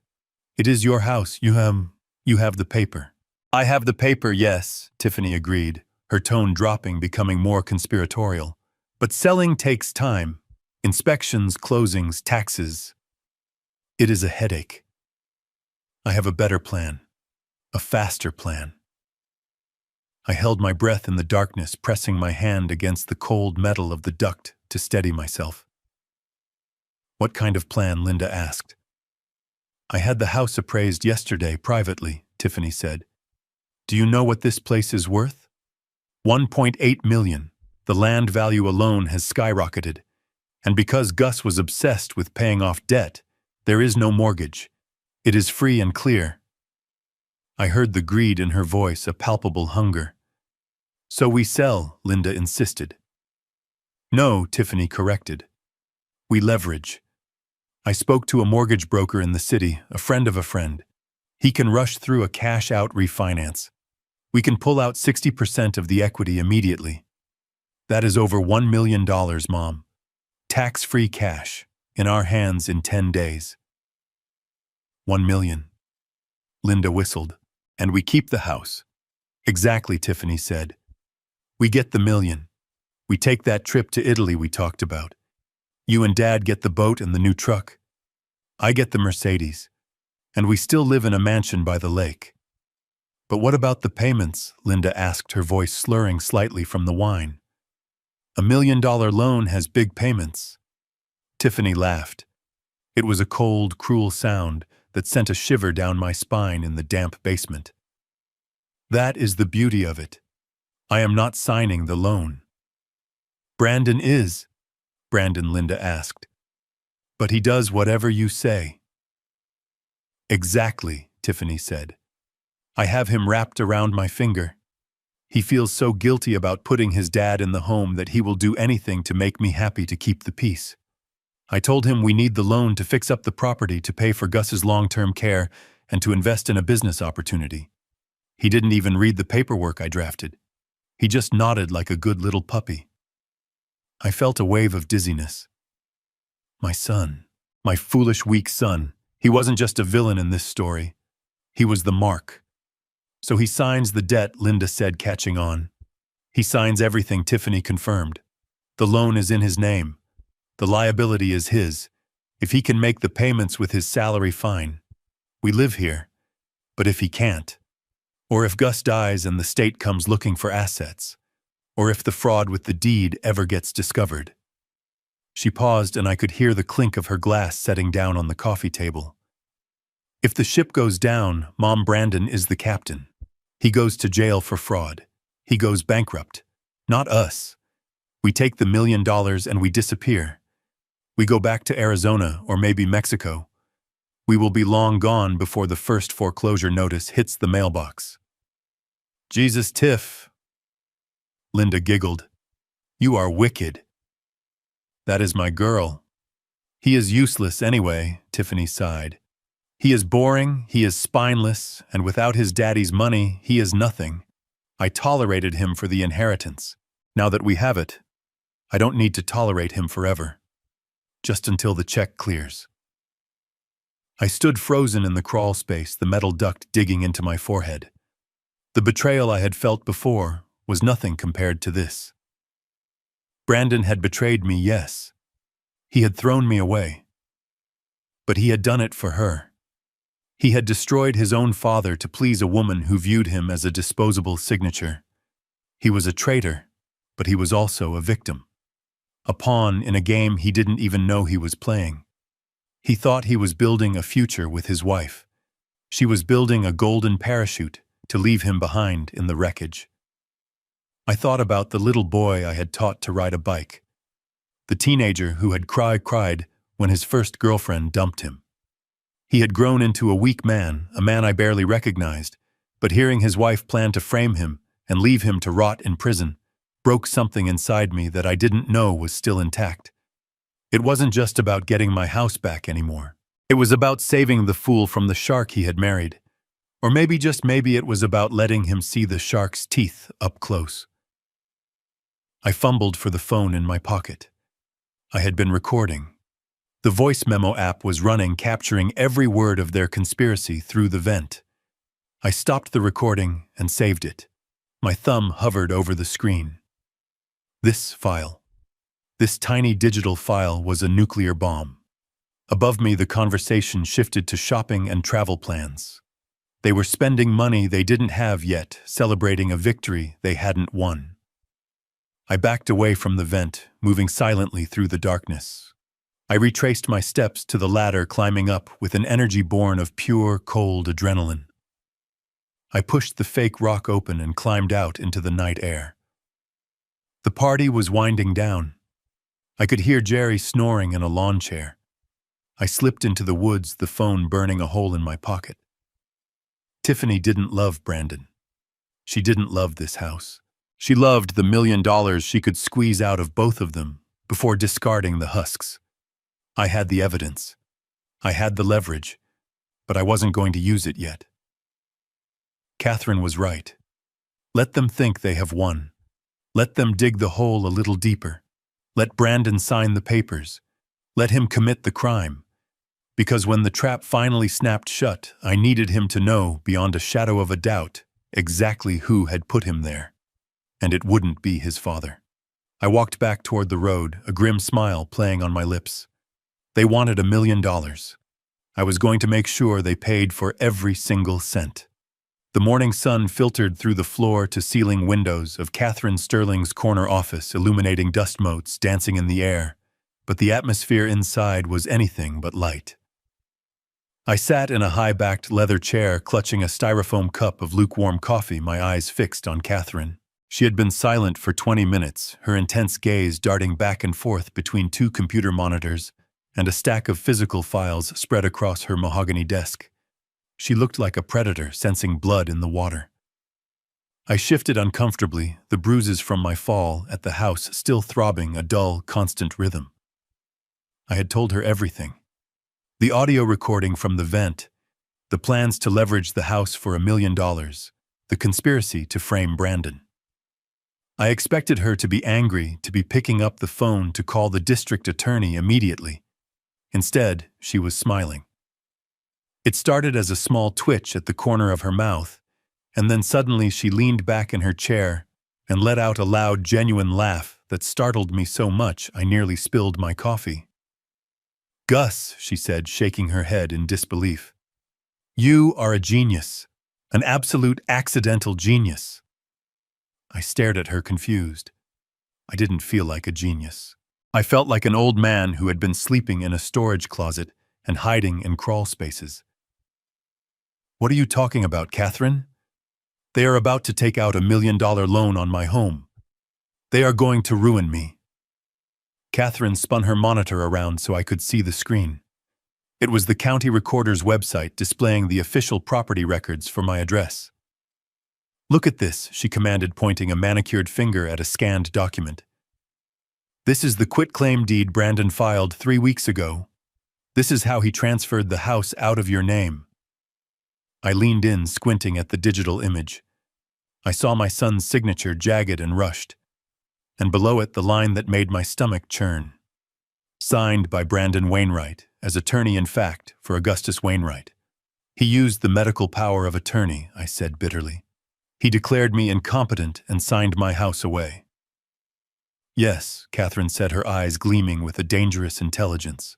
He used a durable power of attorney. That document gives him the right to make financial decisions for Augustus Wainwright, the individual.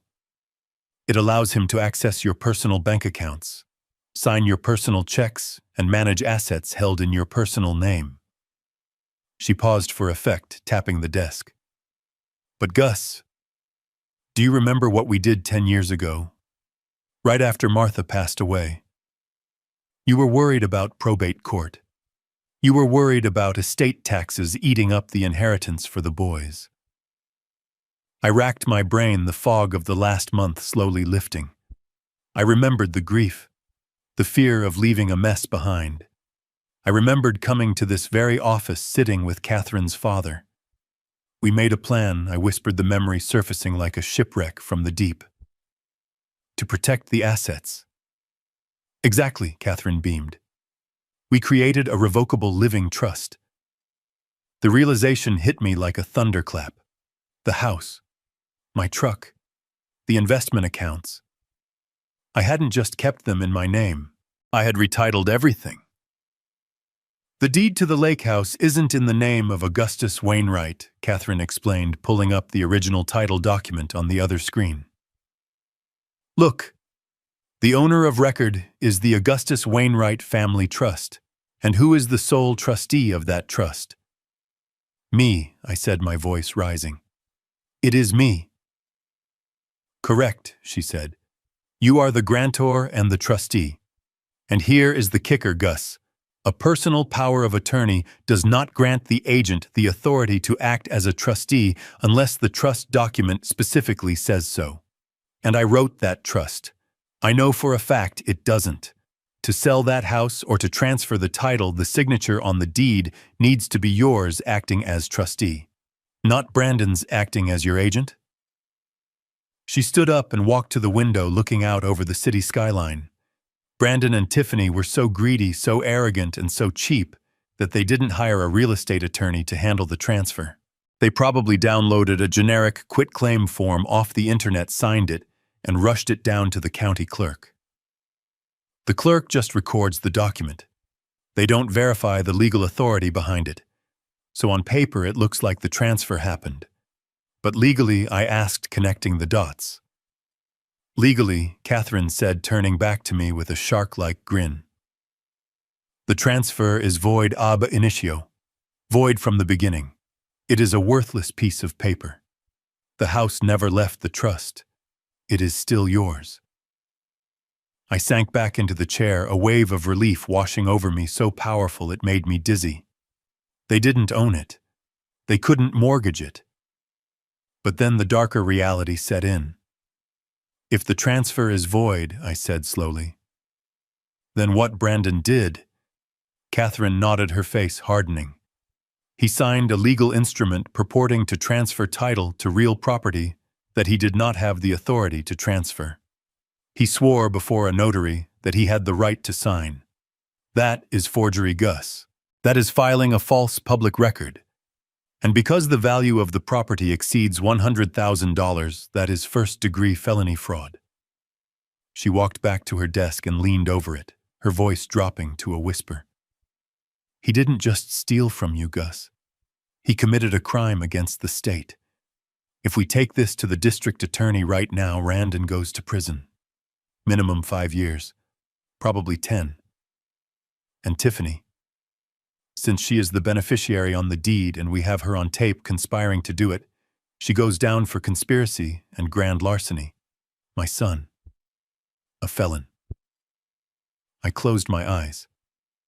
I hated what he had done. I hated the person he had become under Tiffany's influence. But the image of him in an orange jumpsuit behind bars for a decade still made my heart ache. He was weak. He was stupid. Was he evil? Or was he just a desperate fool trying to please a monster? We can end this today, Catherine said softly. We can call the police. We can have them arrested at the house. We can invalidate this deed and kick them out by sunset. I opened my eyes. I thought about the conversation in the vent. I thought about Tiffany calling Brandon useless. I thought about her plan to saddle him with $1 million in debt and then flee to Mexico, leaving him to face the ruin alone. If I arrested him now, he would go to jail, yes. But he might still believe Tiffany loved him. He might still think he was the victim of a misunderstanding. He needed to see. He needed to understand the depth of his wife's betrayal. And frankly, they had stolen $700,000 of my liquid cash. If I arrested them now, that money was gone, spent on lawyers and seized by the state. I looked at Catherine. Is there another way? She studied my face, assessing my resolve. There is always another way, she said slowly. You said they want to refinance, right? They want to pull cash out. Yes, I said. Tiffany wants $1 million. She said something about paying off debts to clear the title first. Catherine's eyes lit up. Ah, that is the key. To get a clean first mortgage for $1 million, they need the property to be unencumbered. If there are any liens or clouds on the title, the new lender won't fund the loan. She sat down and started typing furiously. We can play a game, Gus. A dangerous game, but one that could get your liquidity back. What kind of game? I asked. The honey trap. She said, not looking up from her screen. We know they are scrambling. We know they are greedy. What if we make them think there is a problem? A small, solvable financial problem that stands between them and their $1 million payday. I don't understand, I said. Catherine stopped typing and looked at me. I can create a shell entity, a fake lending company. We can file a lien on the house claiming an old unpaid debt of yours, maybe a private construction loan you supposedly took out years ago. We backdate it. We make it look official. And then she smiled, a wicked, predatory thing. We send them a notice and we tell them the lien is about to foreclose. Or we offer them a settlement. If they pay off this debt immediately, we release the lien and the title is clear for their big refinance. How much? I asked. How much cash do you think they can scrape together? Catherine asked. How much did they steal from your retirement? $700,000, I said. But they spent some. Let's say $300,000, Catherine suggested. We demand $300,000 to clear the title. But they don't have $300,000, I argued. They spent it, or gave it to Jerry. Then they will find it, Catherine said. Tiffany wants that $1 million loan. She wants it so bad she can taste it.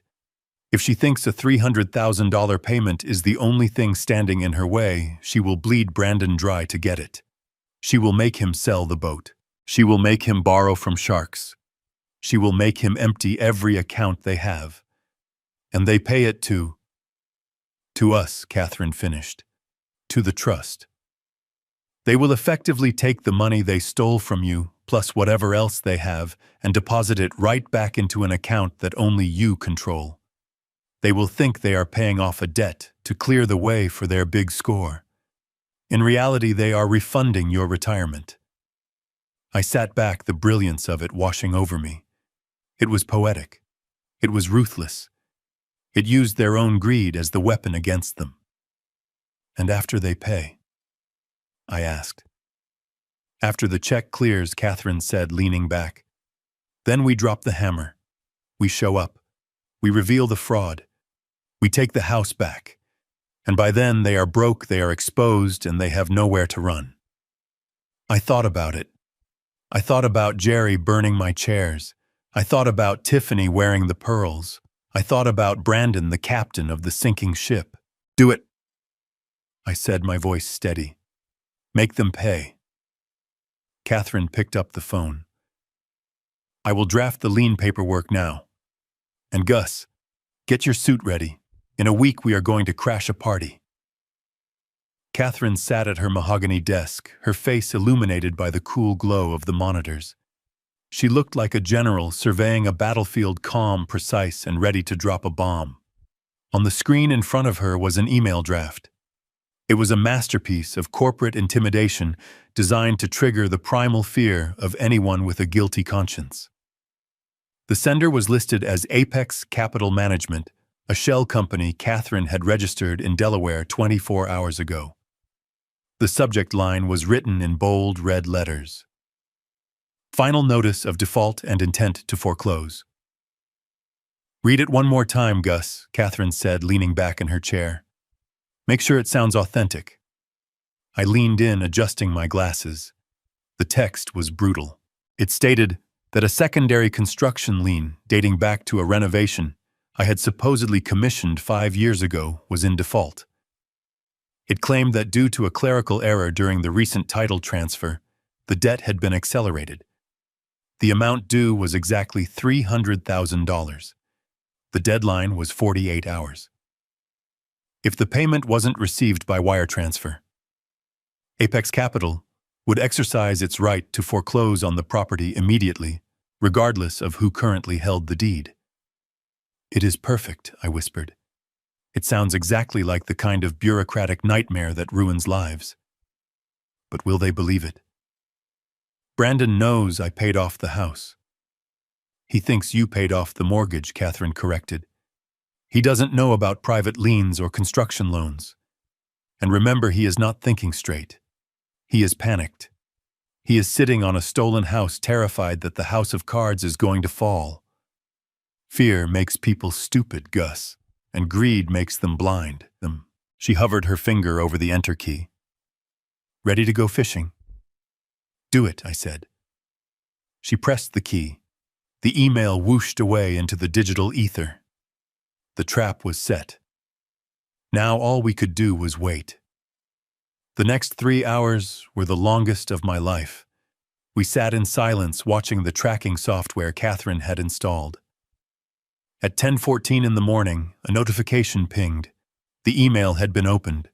2 minutes later, it was opened again, this time on a mobile device.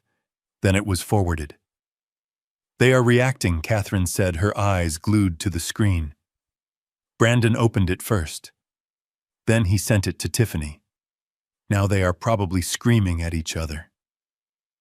I closed my eyes, picturing the scene in my living room. I could see Brandon's face draining of color. I could hear Tiffany's shrill voice echoing off the vaulted ceilings. They were so close to their big payday. They had a mortgage broker ready to hand them $1 million cash. And now, suddenly, a ghost from the past had appeared to block the door. At noon, Catherine's phone rang. It was a blocked number. She put it on speaker and winked at me. "This is Apex Capital Legal Department," she answered, her voice dropping an octave, sounding bored and officious.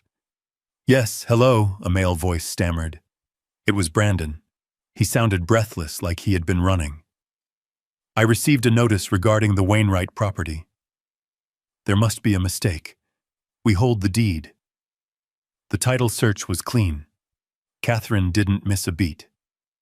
Sir, title searches often miss private equity liens filed under legacy statutes. The debt is valid. The lien is recorded. We have already initiated the foreclosure filing with the county.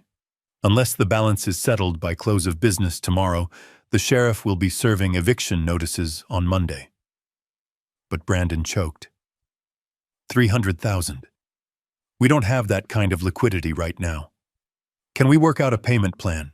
I am afraid not, Catherine said coldly. The account is in default. Full payment or foreclosure. Those are your options. Have a nice day. She hung up before he could beg. Now comes the squeeze, she said, turning to her computer. Watch the bank accounts. Because I was still the legal trustee, and because Brandon had only transferred the funds but not closed my original accounts, Catherine had a backdoor view into their financial movements. We watched the screen. For an hour, nothing happened. Then the frantic activity began. At 1:30, a transfer of $50,000 came in, semfon from a generic savings account. That was what was left of the cash they hadn't spent yet. At 2 o'clock, we saw a massive credit card cash advance, $20,000. They were maxing out their cards, paying exorbitant interest rates, desperate to scrape the barrel. But it wasn't enough. They were still short by over $200,000. Where is he going to get the rest? I wondered aloud. Catherine typed a few keys, pulling up a local classifieds website. Look at this. There, posted 17 minutes ago, was a listing. It was a 2023 Sea Ray Sundancer. My son's dream boat. The boat he had bought 2 weeks ago with the money he stole from my retirement fund. The listing was frantic. Fire sale, cash only, must go today. No reasonable offer refused. He is selling the boat. I said, a grim satisfaction settling in my chest. He loved that thing more than he loved his own dignity. Tiffany is making him sell it, Catherine corrected. She doesn't care about his toys. She cares about her $1 million loan. She is stripping him down to the bone to clear the path for her payday. For the rest of the afternoon, we watched the tragedy of my son's life play out in real-time data. We saw a wire transfer come in from a pawn shop downtown. $10,000. He had pawned something expensive, maybe his watch, maybe Martha's jewelry. Then the big one hit. A wire transfer for $150,000. The source was a known hard money lender, a legal loan shark who charged predatory rates. Brandon had signed his life away to get quick cash. They were cannibalizing themselves. They were burning everything they had, taking on massive bad debt, selling assets at a loss, all to pay a lien that didn't exist. They were so blinded by the promise of the $1 million refinance that they were willing to destroy their financial future just to get to it. It was almost 5 o'clock. The deadline Catherine had set was approaching. They are 10,000 short, I said, doing the math in my head. Wait for it, Catherine said. At 4:55, a final transfer came through. It was from an account linked to Jerry Shepard. I laughed, a harsh barking sound. Tiffany had forced her own father to cough up some of the money he had leached off me. She must have threatened him, or maybe promised him a bigger cut of the $1 million. Even the parasites were being forced to pay. Okay, Catherine said, her fingers flying across the keyboard. The funds are aggregated in Brandon's primary checking account. He is setting up the wire to Apex Capital. I held my breath. This was it. If he pushed the button, he was sending $300,000 into a black hole. He was sending it back to me. On the screen, the status changed. Pending. Then processing. And finally, completed. $300,000 moved from Brandon's account into the Apex Capital account. Apex Capital, which was wholly owned by the Augustus Wainwright Family Trust. Catherine let out a long breath and slumped back in her chair. We got them, Gus. It cleared. The money is safe. I stared at the screen. The numbers were black and stark against the white background. $300,000. It wasn't the full $850,000 they had stolen, but it was a start. And more importantly, it was money they had bled for. They had sold their boat, maxed their cards, borrowed from sharks, and squeezed their relatives to pay me back. And they didn't even know they had done it. Right now in my lake house, Brandon and Tiffany were probably popping a bottle of champagne. They thought they had won. They thought they had cleared the title. They thought the path was open for their $1 million cash-out refinance. They thought they were rich. My phone buzzed in my pocket. A distinct, sharp chime. I pulled it out. It was a notification from the Trust's bank app. Deposit received. $300,000. Available balance updated. Ting. The sound echoed in the quiet office. It was the sound of a trap snapping shut. It was the sound of the first drop of justice falling into an ocean of wrongs. I looked at Catherine. She was grinning a fierce, victorious look. What now, Gus? She asked. I stood up, buttoning my jacket. I felt stronger than I had in months. The cane in my hand felt less like a crutch and more like a scepter. Send them the lien release, I said. Let them think they are clear. Let them schedule the closing for their big loan. Let them invite their friends to celebrate. And then I walked to the window and looked out at the city, my reflection staring back at me. I didn't see a victim anymore. I saw a man who was ready to take back his kingdom. Next week, I said, turning back to Catherine. Next week, they are having a housewarming party. Tiffany posted the invite online. She wants to show off her new mansion to all her high society friends. Catherine raised an eyebrow. You want to crash it? No, I said, a cold smile playing on my lips. I don't want to crash it. I want to host it. It is my house, after all. Get the paperwork ready, Catherine. And call the sheriff. We have an eviction to perform. The week that followed was a masterclass in deception. We sent the lien release document just as Catherine had promised. It was a simple piece of paper, officially recorded, that acted like a key unlocking a cage. To Brandon and Tiffany, it was the green light they had been desperate for. It meant the title was clear. It meant the path to their $1 million cash-out refinance was wide open. We monitored their digital footprint and saw the flurry of activity. The loan application was finalized. The appraisal was accepted. The closing was scheduled for the following Tuesday.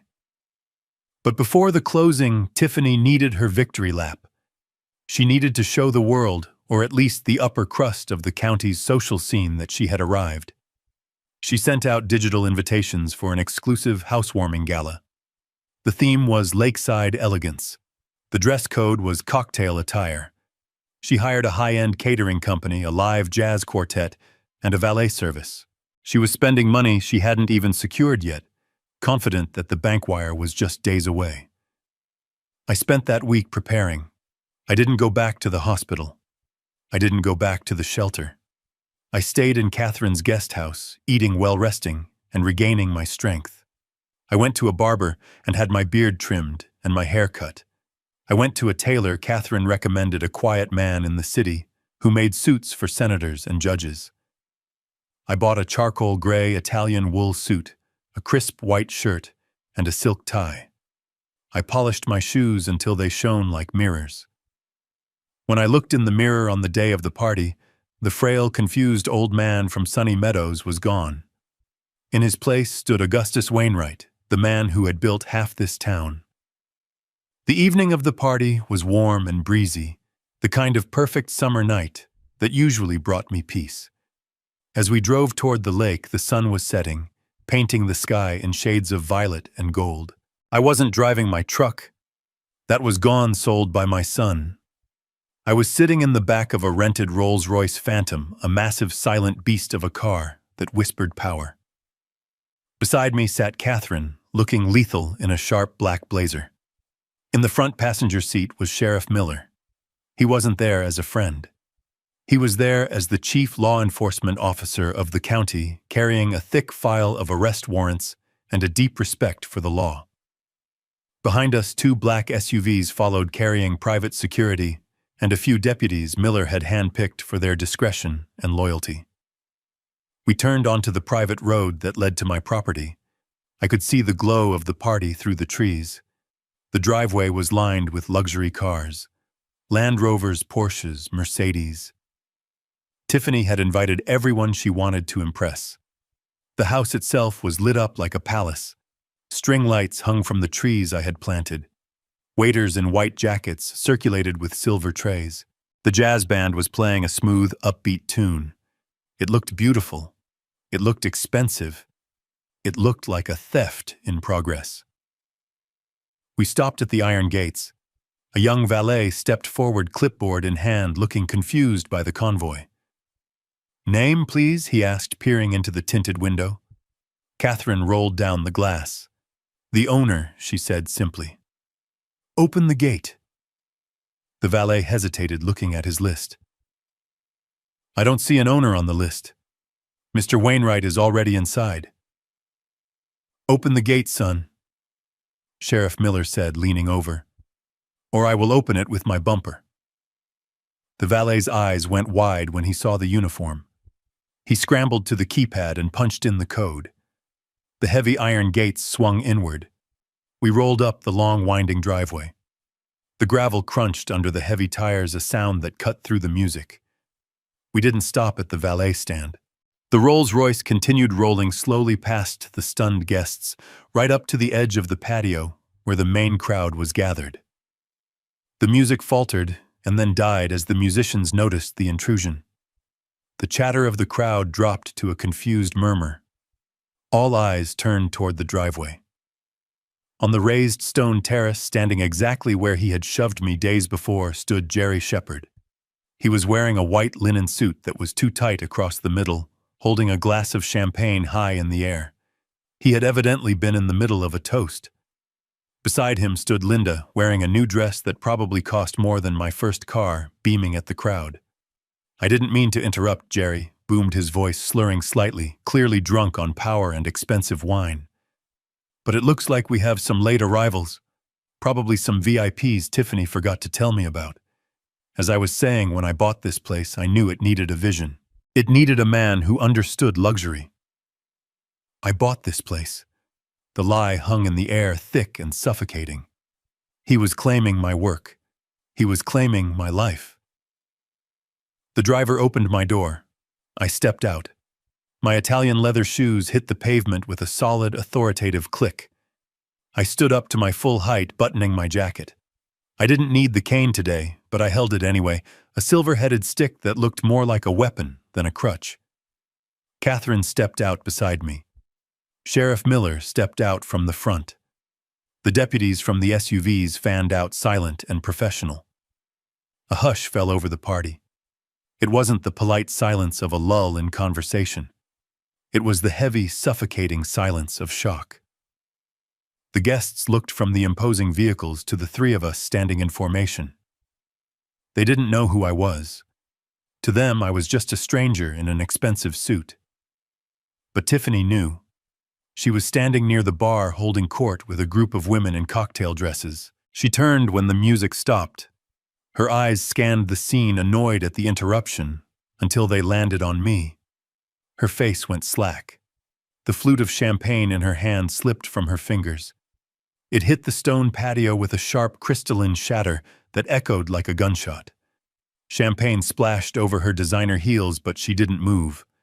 She stared at me as if she were seeing a corpse that had clawed its way out of the grave. And Brandon.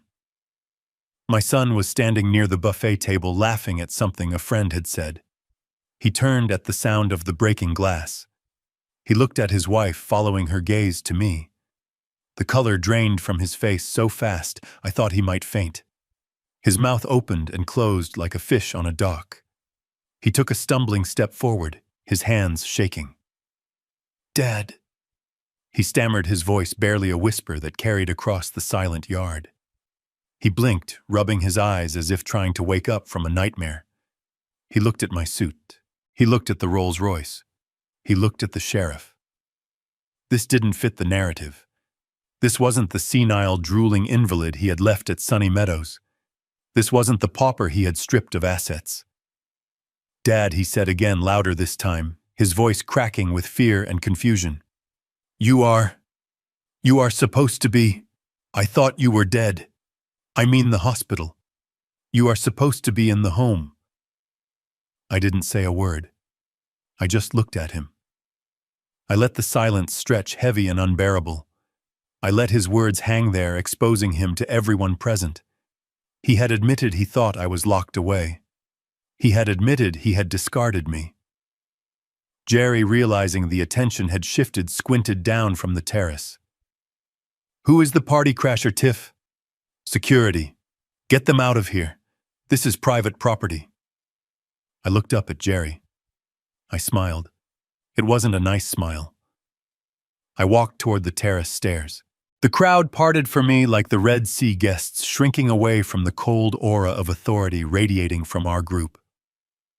I climbed the steps slowly, deliberately, the tap of my cane marking time. I reached the top and stood face to face with Jerry. Up close, he smelled of sweat and greed. He looked at me, with recognition finally dawning in his watery eyes. The arrogant smirk vanished, replaced by a flicker of genuine terror. I reached out and plucked the microphone from his hand. He didn't resist. He was too busy trembling. I tapped the microphone twice. Thump, thump. The sound boomed through the speakers, making a few guests jump. "Good evening, everyone," I said, my voice calm, deep, and steady. "I apologize for the interruption. I know you are all enjoying the hospitality." I swept my gaze across the crowd, making eye contact with the confused socialites. "My name is Augustus Wainwright, and I am the owner of this house." A gasp rippled through the crowd. People began to whisper. Tiffany took a step back, bumping into a waiter. I turned to Brandon, who was now standing at the bottom of the stairs, looking up at me like a condemned man looking at the hangman. "I am not dead, son," I said into the microphone, "and I am not in the home.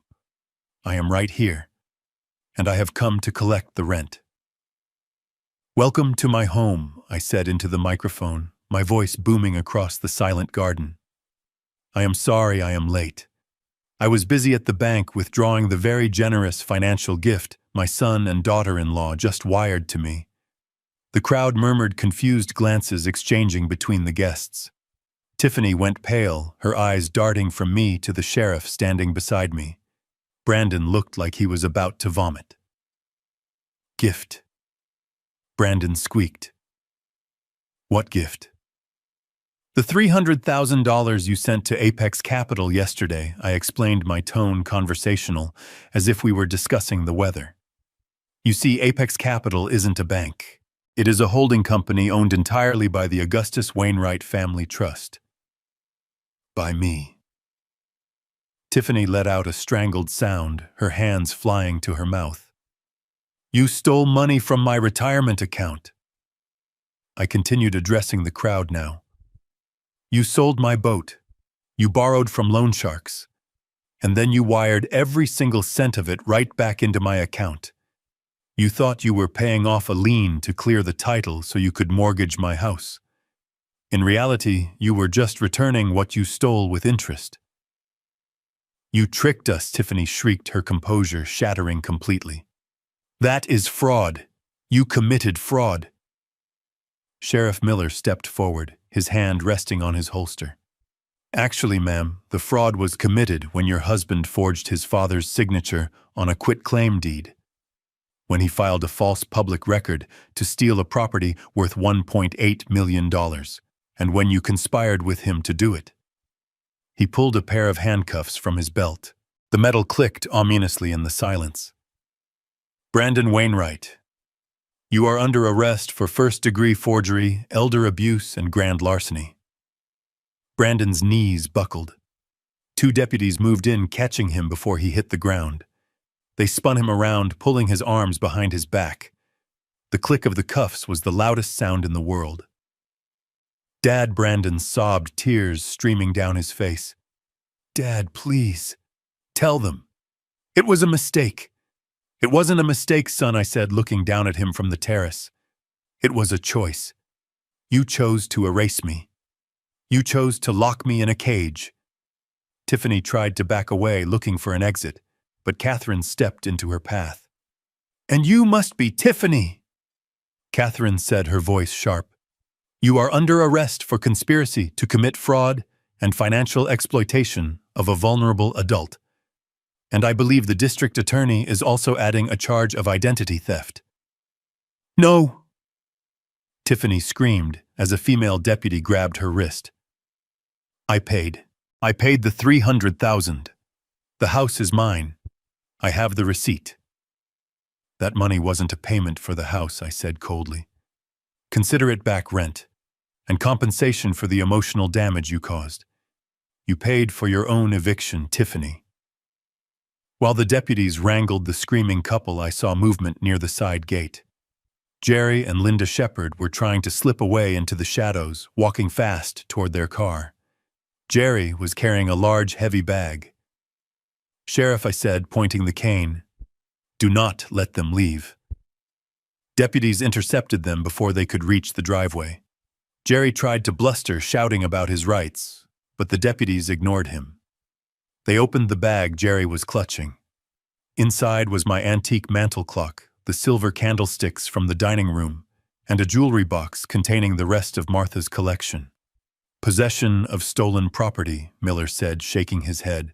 And since you entered this property knowing it was obtained through fraud, we are adding criminal trespassing and burglary.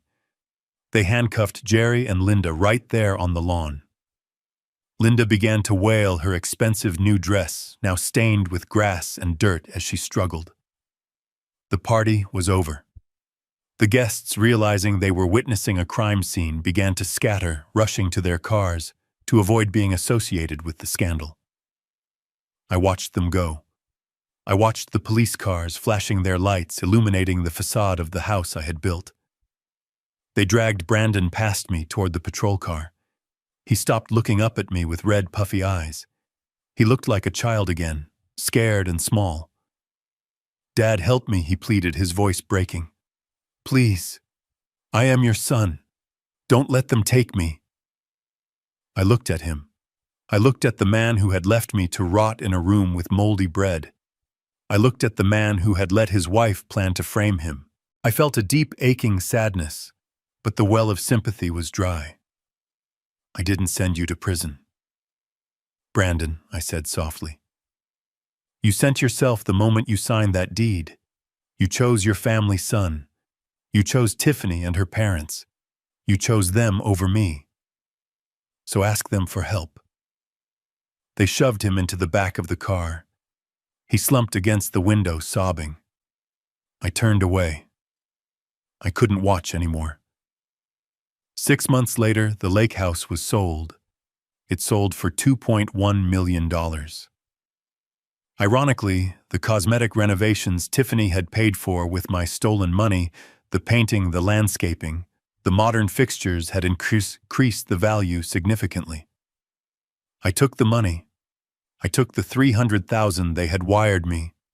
I combined it with what was left of my retirement. I didn't buy another house. I didn't want to be tied down to a place that held so many ghosts. Instead, I bought a 45-foot luxury RV. It had a king-sized bed, a full kitchen with granite countertops and heated floors. It was a palace on wheels. I stood in the dealer lot looking at the gleaming silver beast. It represented something I hadn't had in 40 years. Total, absolute freedom. I opened the passenger door. Buster, my old golden retriever, hopped in. He had gained weight since I got him back. His coat was shiny again. He settled into the leather seat, wagging his tail, ready for an adventure. I climbed into the driver's seat. The engine roared to life, a powerful, steady hum. I adjusted the mirrors. I put on my sunglasses. I wasn't Gus the victim. I wasn't Gus the old man in the nursing home. I was Gus the traveler. I pulled out of the lot and turned onto the highway heading west. The road stretched out before me, endless and open. I was going to see the Grand Canyon. I was going to see the redwoods. I was going to fish in Montana and watch the sunrise in the desert. I had no mortgage. I had no ungrateful children waiting for their inheritance. I had no heavy secrets weighing me down. I looked in the rearview mirror one last time, watching the city fade into the distance. I thought about Brandon sitting in a cell, learning the hard way that character costs more than money. I hoped he would learn. I hoped that one day, years from now, he would understand. But for now, I had a map, a full tank of gas, and my best friend beside me. I smiled, shifting gears. We were going to be just fine. We were free. Sitting in my RV watching the sunset, I realized that blind tolerance is poison to a child's character. I gave Brandon everything, transforming him into a weak, greedy man. When he pushed me to the brink, I had to be ruthless. Letting him go to prison wasn't an act of hatred. It was the final harsh lesson on responsibility I never taught him before. Never let the word family rob you of your self-respect. The most valuable asset you own isn't a lake house. It is your freedom and your dignity. If my journey to reclaim justice touched your heart, please hit like and subscribe immediately. What would you do in my shoes? Forgive or punish? Leave your answer in the comments below. I read every single one. See you on the next adventure.